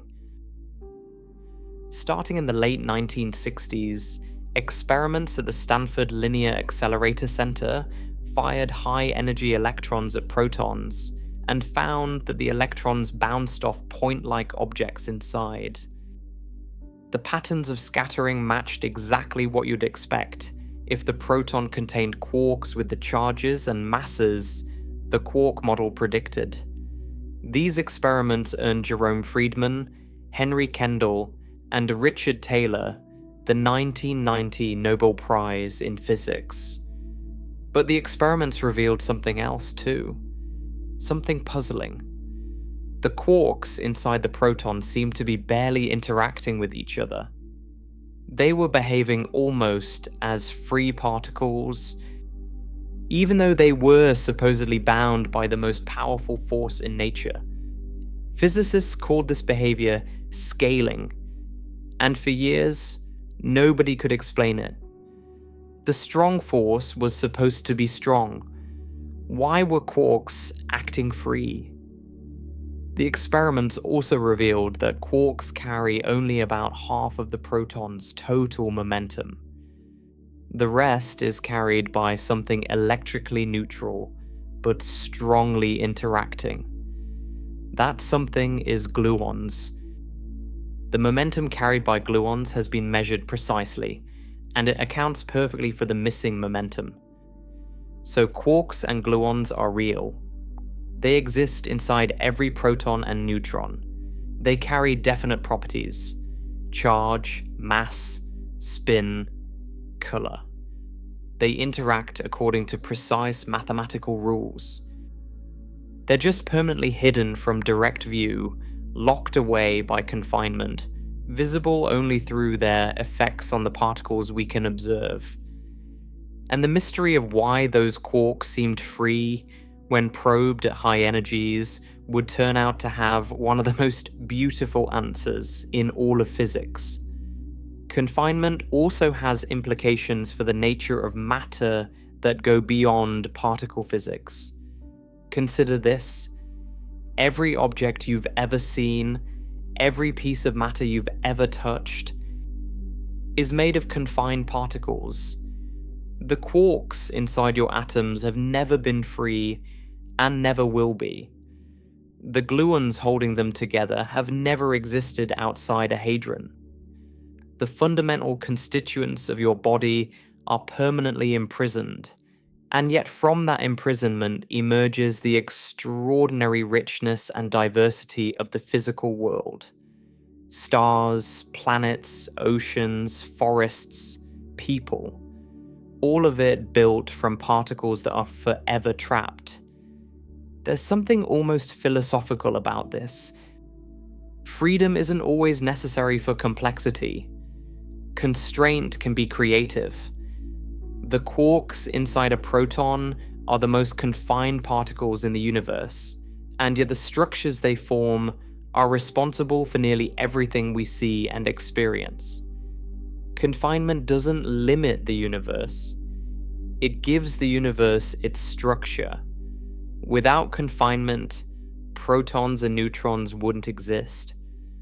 Without protons and neutrons, atomic nuclei wouldn't exist. Without nuclei, atoms wouldn't exist. Without atoms, there would be no chemistry, no molecules, no DNA, no life. The entire material world depends on the fact that quarks are permanently confined. If you could somehow turn off confinement, if you could make the strong force behave like electromagnetism and allow quarks to roam free, every atom in the universe would instantly dissolve. Every proton and neutron would evaporate into a soup of unbound quarks and gluons. Every star would vanish. Every planet would disappear. You would cease to exist between one heartbeat and the next. Confinement isn't just a curiosity. It's the foundation of material reality. Now, I should mention that confinement has never been rigorously proven mathematically from the equations of quantum chromodynamics. We know it happens. Every experiment confirms it. Every lattice QCD simulation reproduces it. But a formal mathematical proof that QCD necessarily leads to confinement has never been produced. This is actually one of the biggest unsolved problems in theoretical physics. The Clay Mathematics Institute has offered a $1 million prize for a rigorous proof that the Yang-Mills equations, the mathematical framework underlying QCD, necessarily produce a mass gap, which is closely related to confinement. As of now, the prize remains unclaimed. We can describe confinement. We can simulate it. We can observe its consequences everywhere, but we cannot yet prove from first principles that it must occur. This gap between what we observe and what we can prove is humbling. The strong force is the most powerful force in the universe, responsible for the existence of all visible matter, and yet we still don't fully understand it mathematically. We have the equations. We know they're correct. Every prediction they've made has been confirmed by experiment.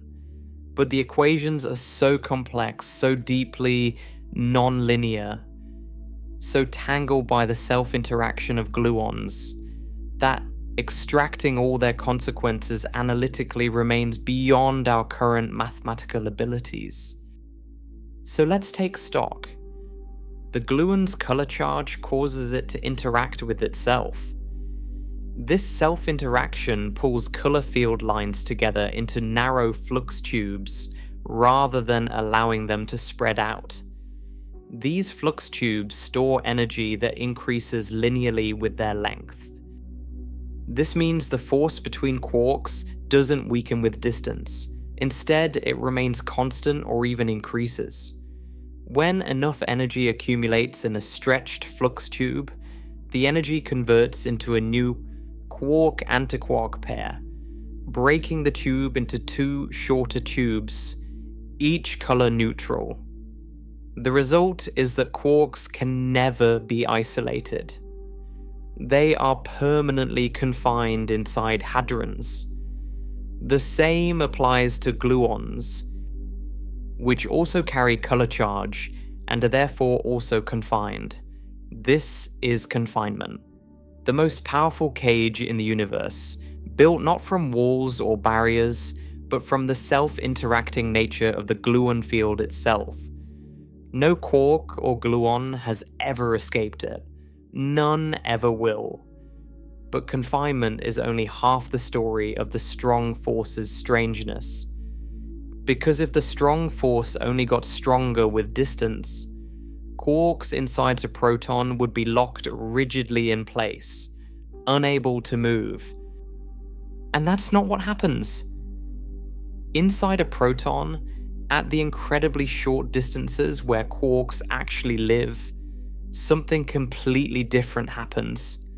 The strong force weakens, not slightly, dramatically. Quarks that are close together, separated by distances much smaller than a femtometer, barely interact at all. They drift and bounce around almost as if the strong force doesn't exist. They behave like free particles, unbound, unrestricted, almost independent. Think about how strange this is.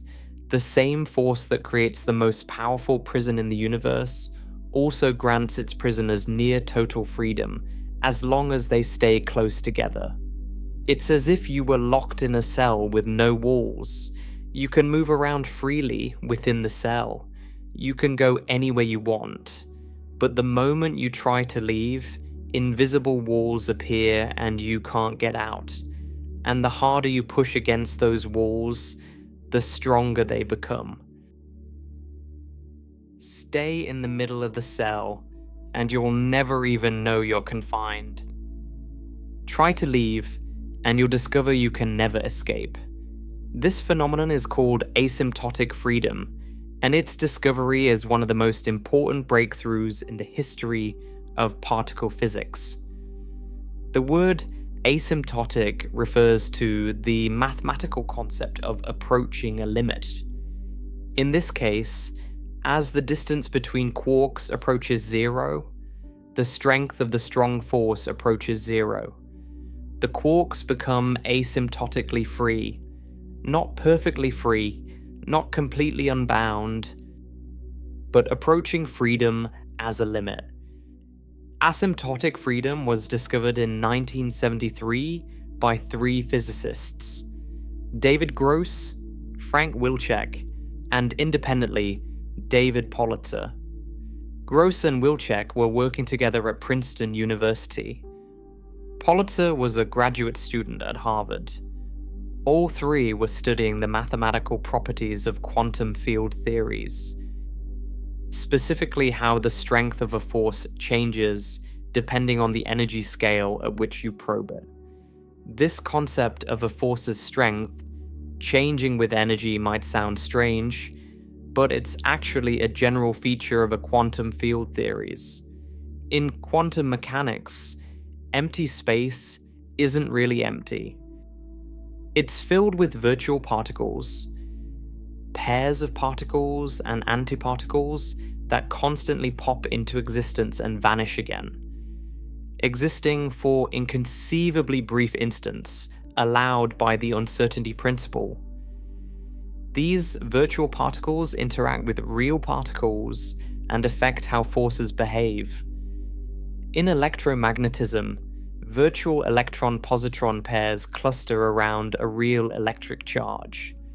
The positive virtual particles are attracted slightly closer to a negative charge, while the negative virtual particles are pushed slightly farther away.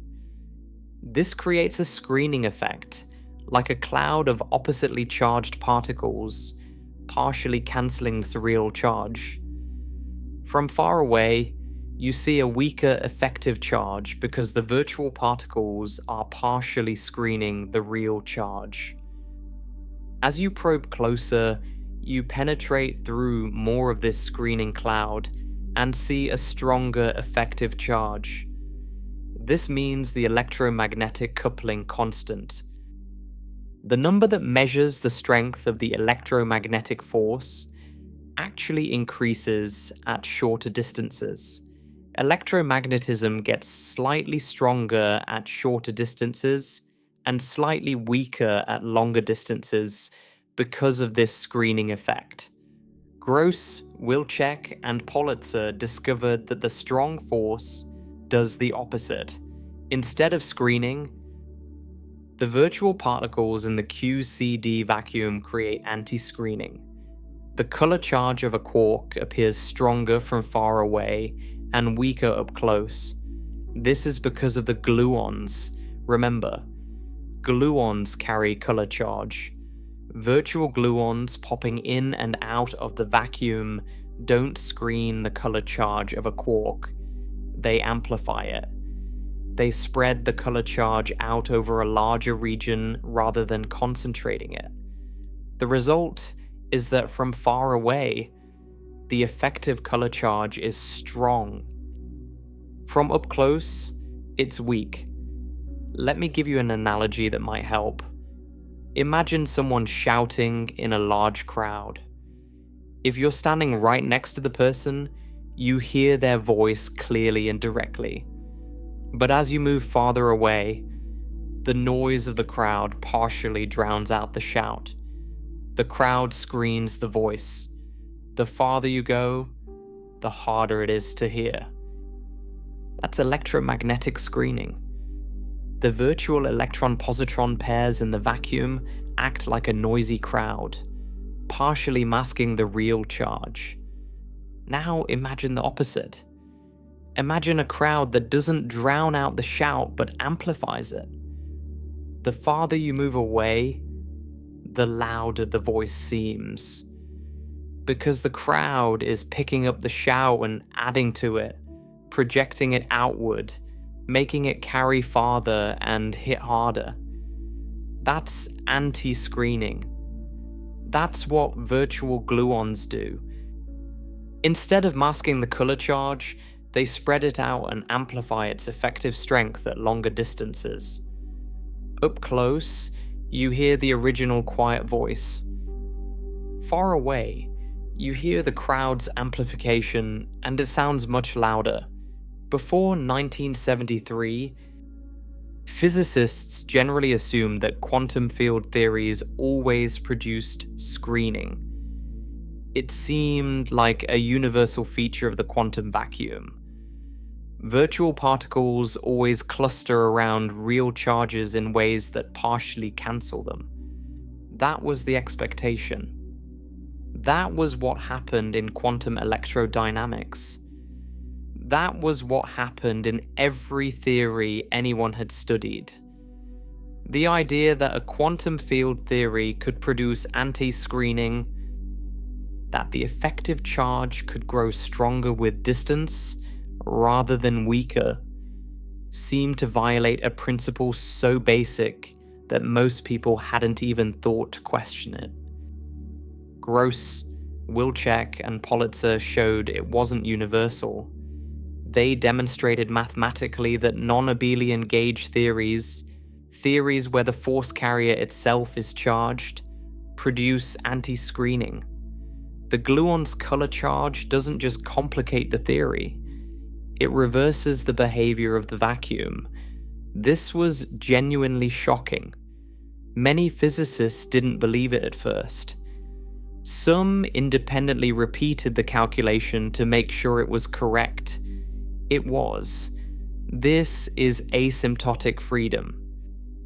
At very high energies, which correspond to probing very short distances, quarks interact weakly. At low energies, corresponding to longer distances, quarks interact strongly. The coupling constant of the strong force, the number that determines how powerfully quarks and gluons interact, decreases as the energy increases. It runs in the opposite direction from electromagnetism. The discovery was revolutionary for several reasons. First, it solved the scaling puzzle. Remember those deep inelastic scattering experiments at SLAC? The ones that proved quarks were real, but also showed them acting strangely free. Asymptotic freedom explained it perfectly. At the high energies used in those experiments, the strong force coupling was small. The quarks genuinely were nearly free at those energy scales. The strong force was still there, but its effective strength was greatly reduced. This reconciled two seemingly contradictory facts. Quarks are permanently confined, yet they appear nearly free when probed at high energies. Second, asymptotic freedom made quantum chromodynamics a viable theory. Before this discovery, many physicists doubted that a quantum field theory could describe the strong force.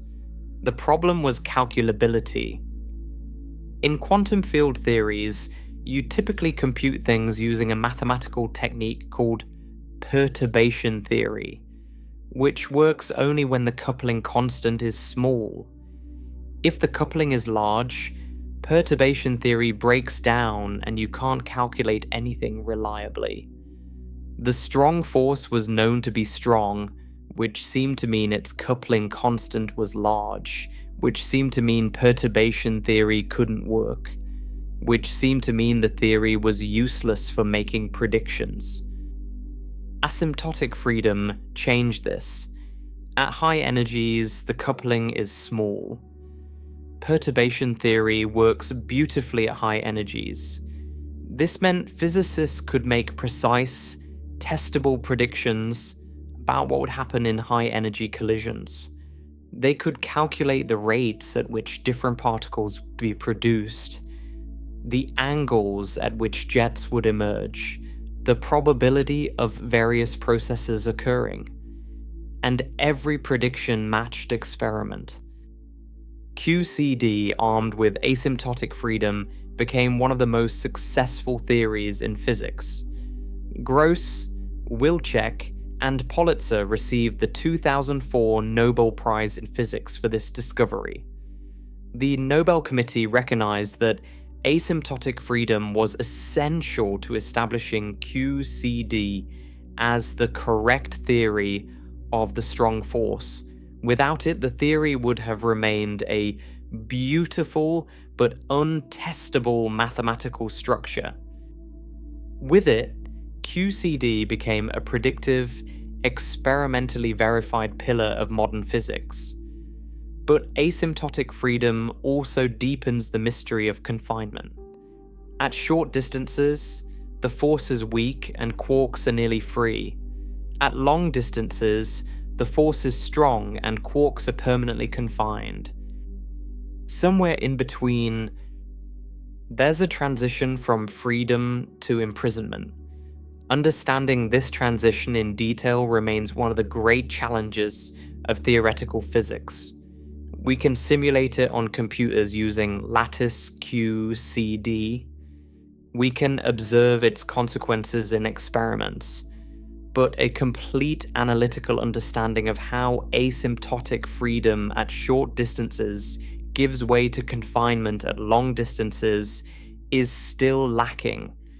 This is part of what makes the Clay Mathematics Institute's Millennium Prize problem so important and so difficult. Now let's move on to what I consider the most astonishing fact about gluons. Something that, once you understand it, changes how you think about the physical world and your own existence. You have mass. You can stand on a scale and measure it.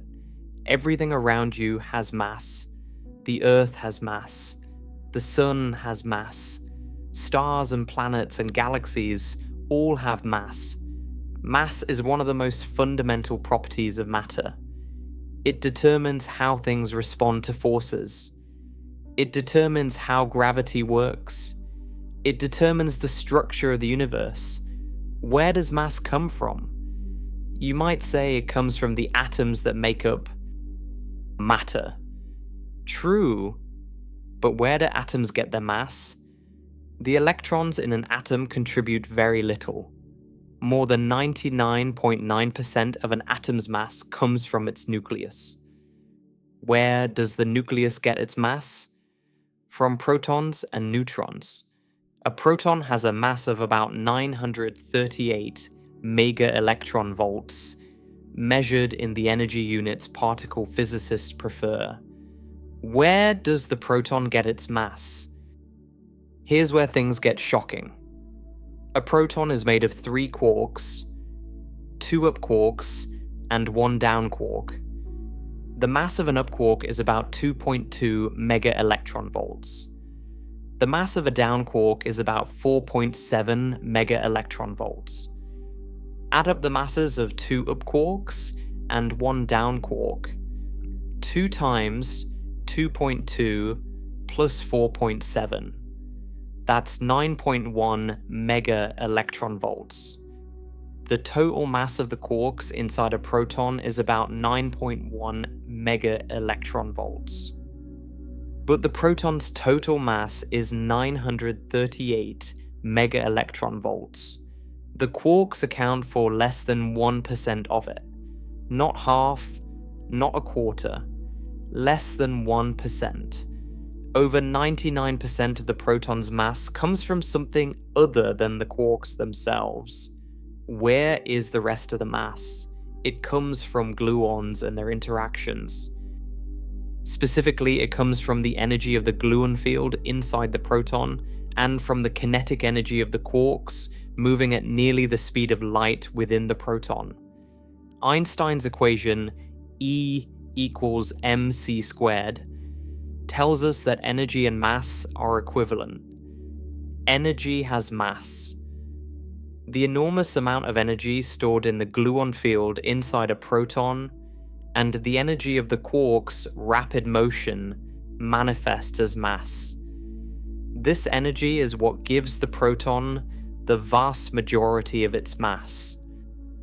Let me say that again because it bears repeating.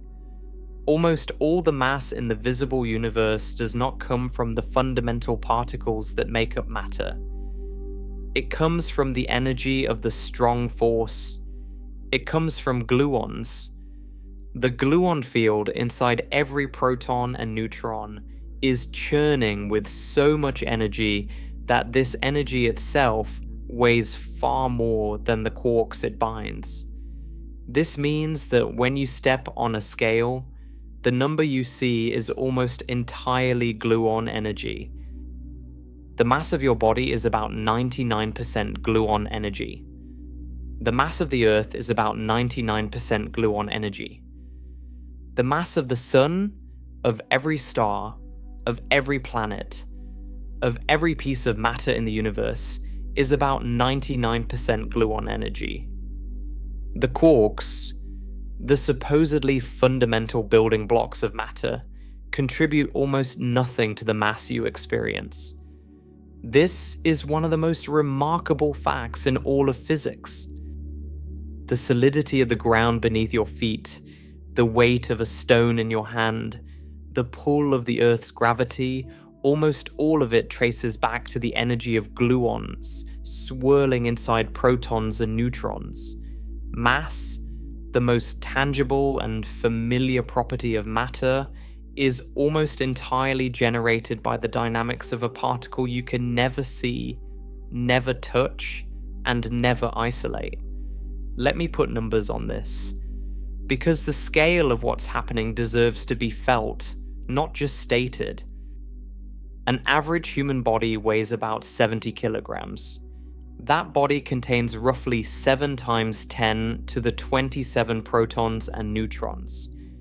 Each one of those protons and neutrons is made of quarks, whose combined mass is about 9 million electron volts, sitting inside a particle whose total mass is about 938 million electron volts. The quarks contribute less than 1%.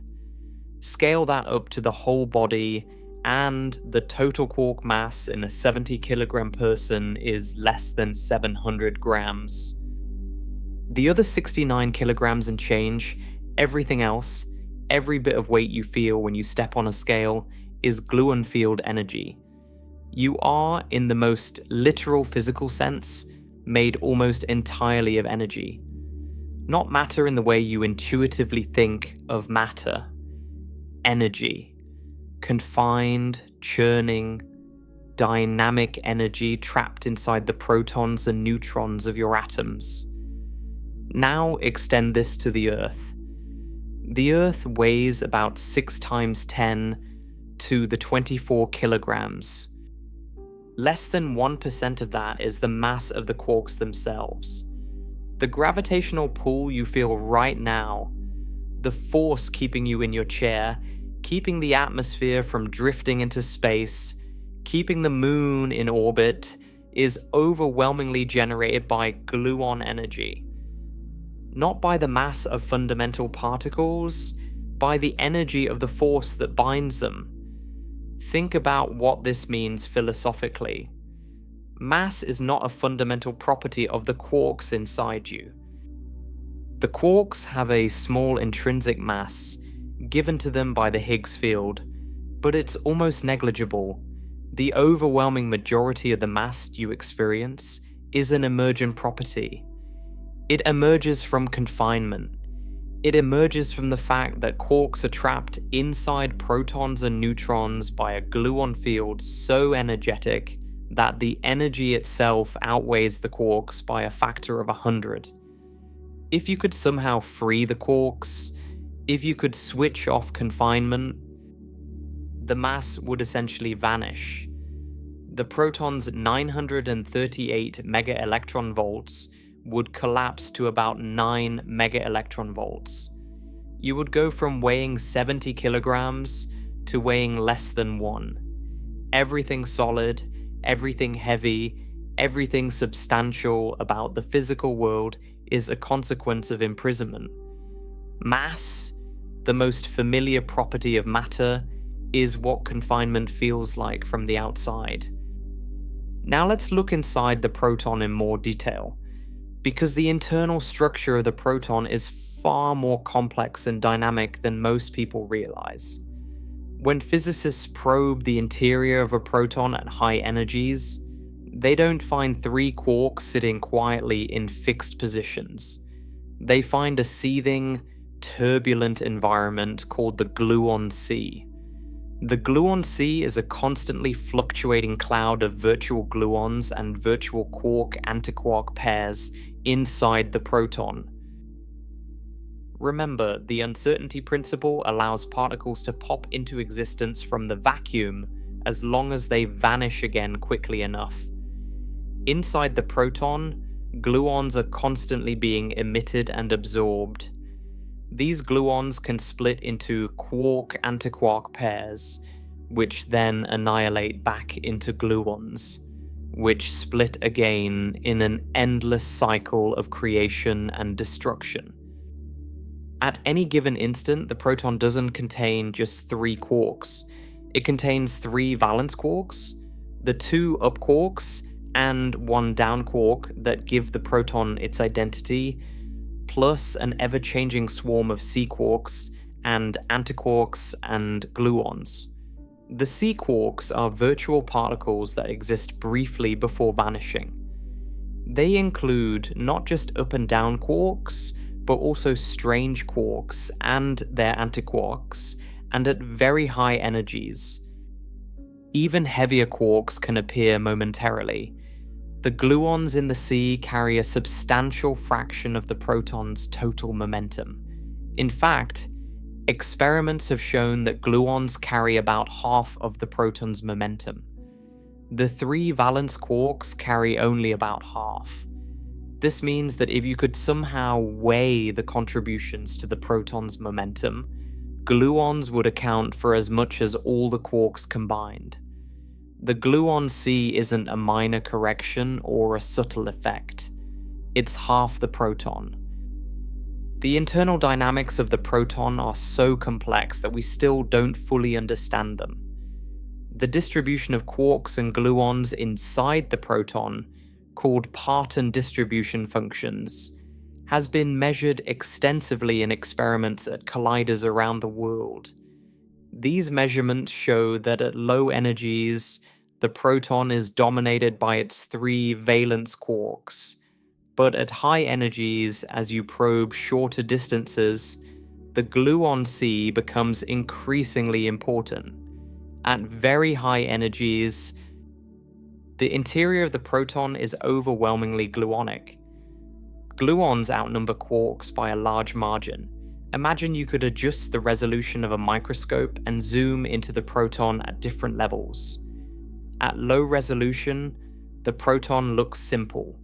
3 quarks, 2 up and 1 down, sitting inside a small sphere. Clean, neat, almost boring.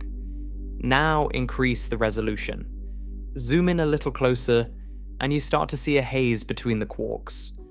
A faint glow of gluon activity. The quarks are still visible.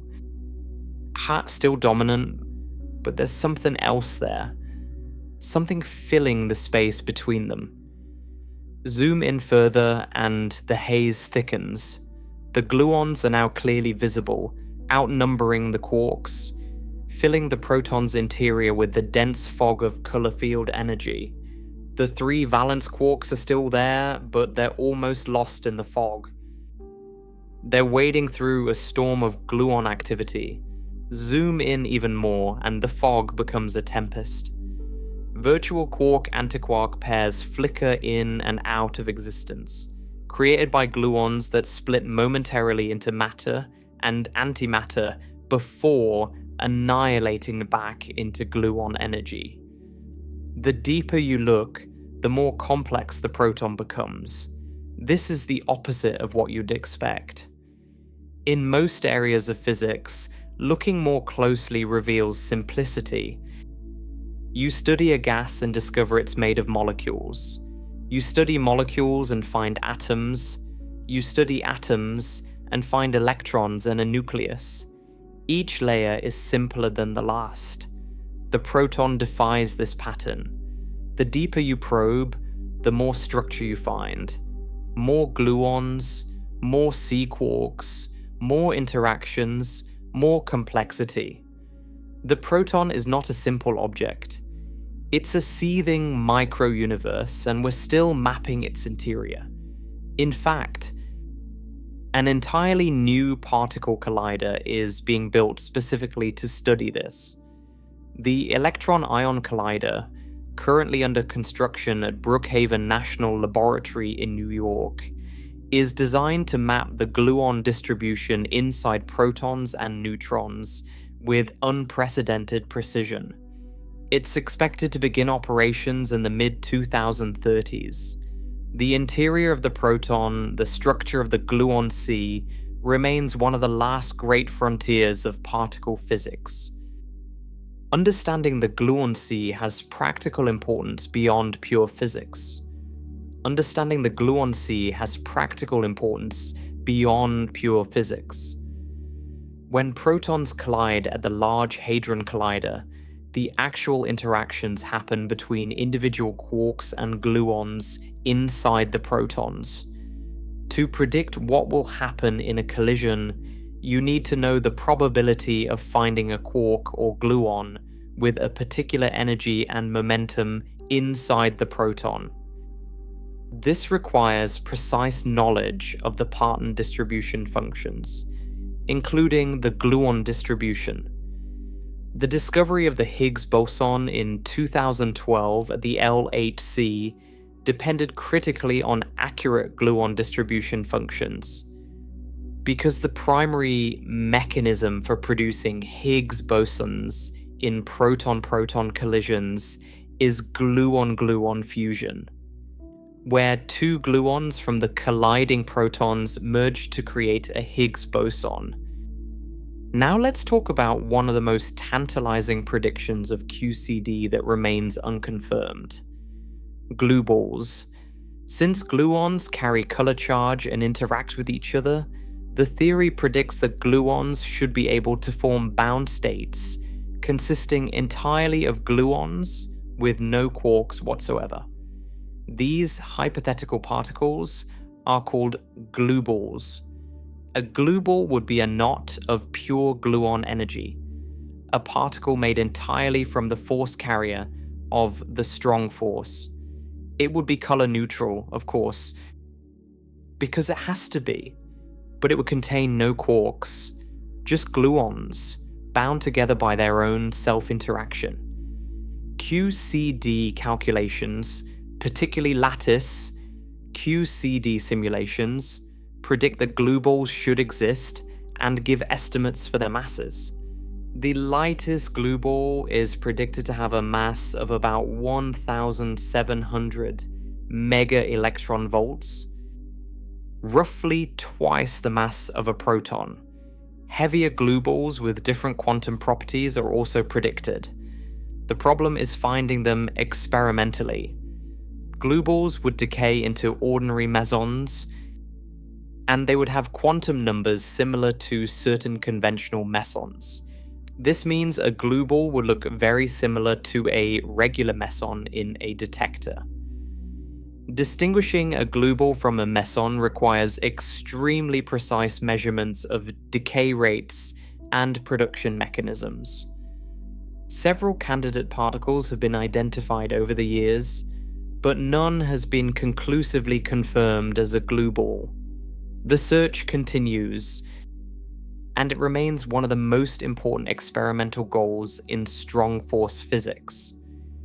Confirming the existence of glue balls would be a powerful validation of QCD and would demonstrate that gluons can form matter entirely on their own without quarks. Now, let's talk about what happens when you push matter to the most extreme conditions imaginable. Because under the right circumstances, confinement can break down and quarks and gluons can exist in a state unlike anything found in ordinary matter. In the first few microseconds after the Big Bang, the universe was unimaginably hot. Temperatures exceeded several trillion degrees. At these temperatures, the energy of the particles was so enormous that the effective coupling of the strong force was very small, thanks to asymptotic freedom. The strong force was too weak to bind quarks into protons and neutrons. Instead, quarks and gluons existed in a hot, dense soup called a quark-gluon plasma. In a quark-gluon plasma, the boundaries between individual hadrons dissolve. Quarks are no longer confined inside individual protons and neutrons. Instead, they roam freely through a medium of other quarks and gluons. Gluons zip back and forth, interacting with quarks and with each other, but without forming the concentrated flux tubes that create confinement at lower temperatures. It's a state of matter fundamentally different from anything that exists in the universe today under normal conditions. The quark-gluon plasma existed for only a few microseconds after the Big Bang. As the universe expanded and cooled, the temperature dropped below the critical threshold and quarks and gluons condensed into hadrons. Protons and neutrons formed. Confinement switched on, and it has remained on ever since, everywhere in the observable universe, under every natural condition. But physicists have managed to recreate tiny droplets of quark-gluon plasma in the laboratory. At the Relativistic Heavy Ion Collider, or RHIC, at Brookhaven National Laboratory in New York, and at the Large Hadron Collider at CERN, physicists slam heavy nuclei together at nearly the speed of light. Gold nuclei at RHIC, lead nuclei at the LHC. When these massive nuclei collide, the hundreds of protons and neutrons they contain overlap in a tiny region of space. The energy density in this region becomes so extreme that the individual protons and neutrons melt. The quarks and gluons inside them are momentarily liberated. For an instant, a fleeting speck of quark-gluon plasma forms. This droplet of plasma exists for only about 10 to the negative 23 seconds. That's less than a trillionth of a second. It's the briefest state of matter ever studied. But during that minuscule interval, physicists can observe how quarks and gluons behave when freed from confinement. But how do you study something that exists for less than a trillionth of a second? You can't photograph it. You can't capture it. By the time any signal could reach a detector, the plasma is long gone, already cooled and hadronized back into ordinary particles. So physicists do what they've always done with quarks and gluons. They study the aftermath. They look at the debris. When the quark-gluon plasma forms and then immediately cools, it produces thousands of particles that spray outward in all directions. The patterns in this spray carry information about what the plasma was like during its brief existence. It's forensic physics, reconstructing the crime scene from the evidence left behind. One key signature is something called elliptic flow. When two nuclei don't hit each other head-on but strike at a slight angle, the overlap region where the plasma forms isn't circular. It's almond-shaped. If the quarks and gluons in the plasma didn't interact much, the particles spraying out would emerge more or less equally in all directions, ignoring the shape. But if the plasma behaves like a fluid, then the almond shape matters. Pressure builds up more strongly along the short axis of the almond, pushing more particles out in that direction. The result is that the spray of particles isn't symmetric. More particles come out along one axis than the other. This elliptic flow pattern is exactly what experimentalists observe, and its strength tells them how the plasma was flowing internally. Another signature is jet quenching. Occasionally, a quark or gluon produced in the collision tries to escape through the plasma. In a vacuum, it would fly out and produce a clean jet of hadrons, just like in ordinary proton collisions. But if it has to punch through a dense quark-gluon plasma, it loses energy along the way. The jet comes out weakened, smeared, partially absorbed. By measuring how much energy the jets lose, physicists can determine how dense and how opaque the plasma is. The answer is very dense and very opaque, far more so than anyone expected. A third signature involves strange quarks. Under normal conditions, strange quarks are rare because they're heavier than up and down quarks and take more energy to produce. But in the extreme temperatures of a quark-gluon plasma, strange quarks are produced abundantly. The plasma is so hot that the energy difference between quark types becomes irrelevant. Finding an excess of strange particles in the collision debris is a telltale sign that a quark-gluon plasma formed. And the temperatures involved are staggering. The plasma reaches approximately 4 trillion degrees Celsius. That's about 250,000 times hotter than the core of the sun. It is the hottest temperature ever achieved by humans in a laboratory. The droplet itself is only a few femtometers across, comparable in size to the nuclei that created it. Yet it's hotter than any star that has ever existed.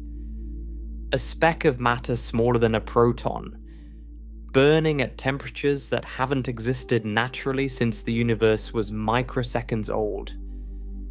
The results have been surprising. The quark-gluon plasma doesn't behave like a gas, which is what many physicists expected. Instead, it behaves like a nearly perfect liquid. The results have been surprising. The quark-gluon plasma doesn't behave like a gas, which is what many physicists expected. Instead, it behaves like a nearly perfect liquid. The quarks and gluons flow together with almost no viscosity, less viscosity than any other known substance. The plasma flows so smoothly that it's sometimes called a perfect liquid. This was unexpected and has profound implications for our understanding of the strong force.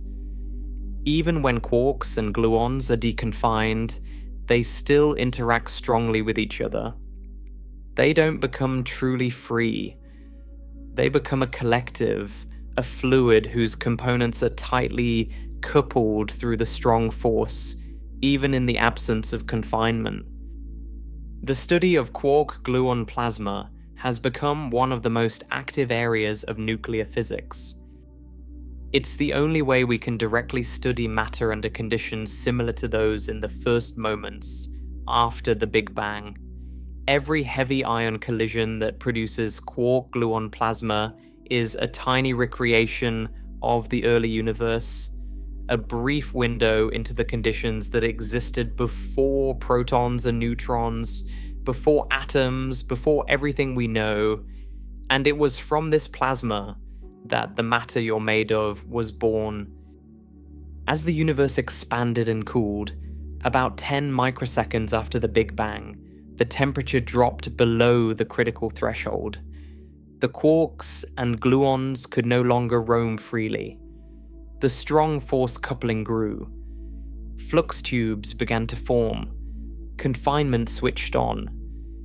Everywhere, simultaneously across the entire universe, quarks were locked into protons and neutrons for the first time. This was arguably the most important phase transition in the history of matter. Before it, there were no protons, no neutrons, no building blocks for atoms.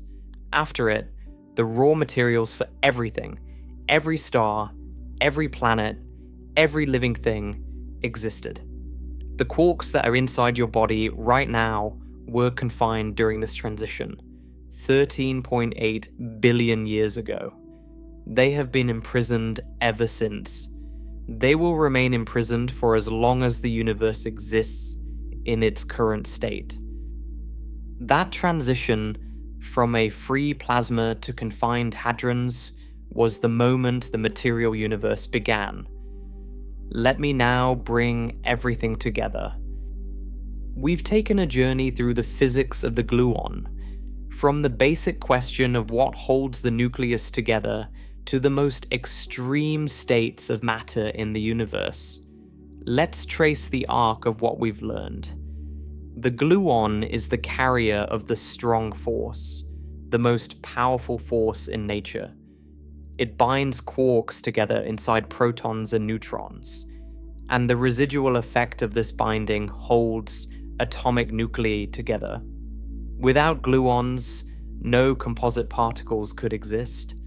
No protons, no neutrons, no nuclei, no atoms, no matter. The gluon operates through a system of color charges, which come in 3 types: red, green, and blue, plus their anticolors.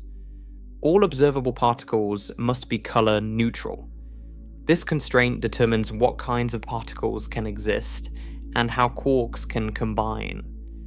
Unlike the photon, which carries electromagnetism but is electrically neutral, the gluon carries color charge. It feels the force it transmits. This single property, gluon self-interaction, is responsible for the most dramatic features of the strong force. It causes color field lines to collapse into flux tubes instead of spreading out. It makes the force constant or increasing with distance, rather than decreasing. It creates confinement, the permanent imprisonment of quarks and gluons inside hadrons. And it makes the strong force one of the most mathematically complex and physically rich phenomena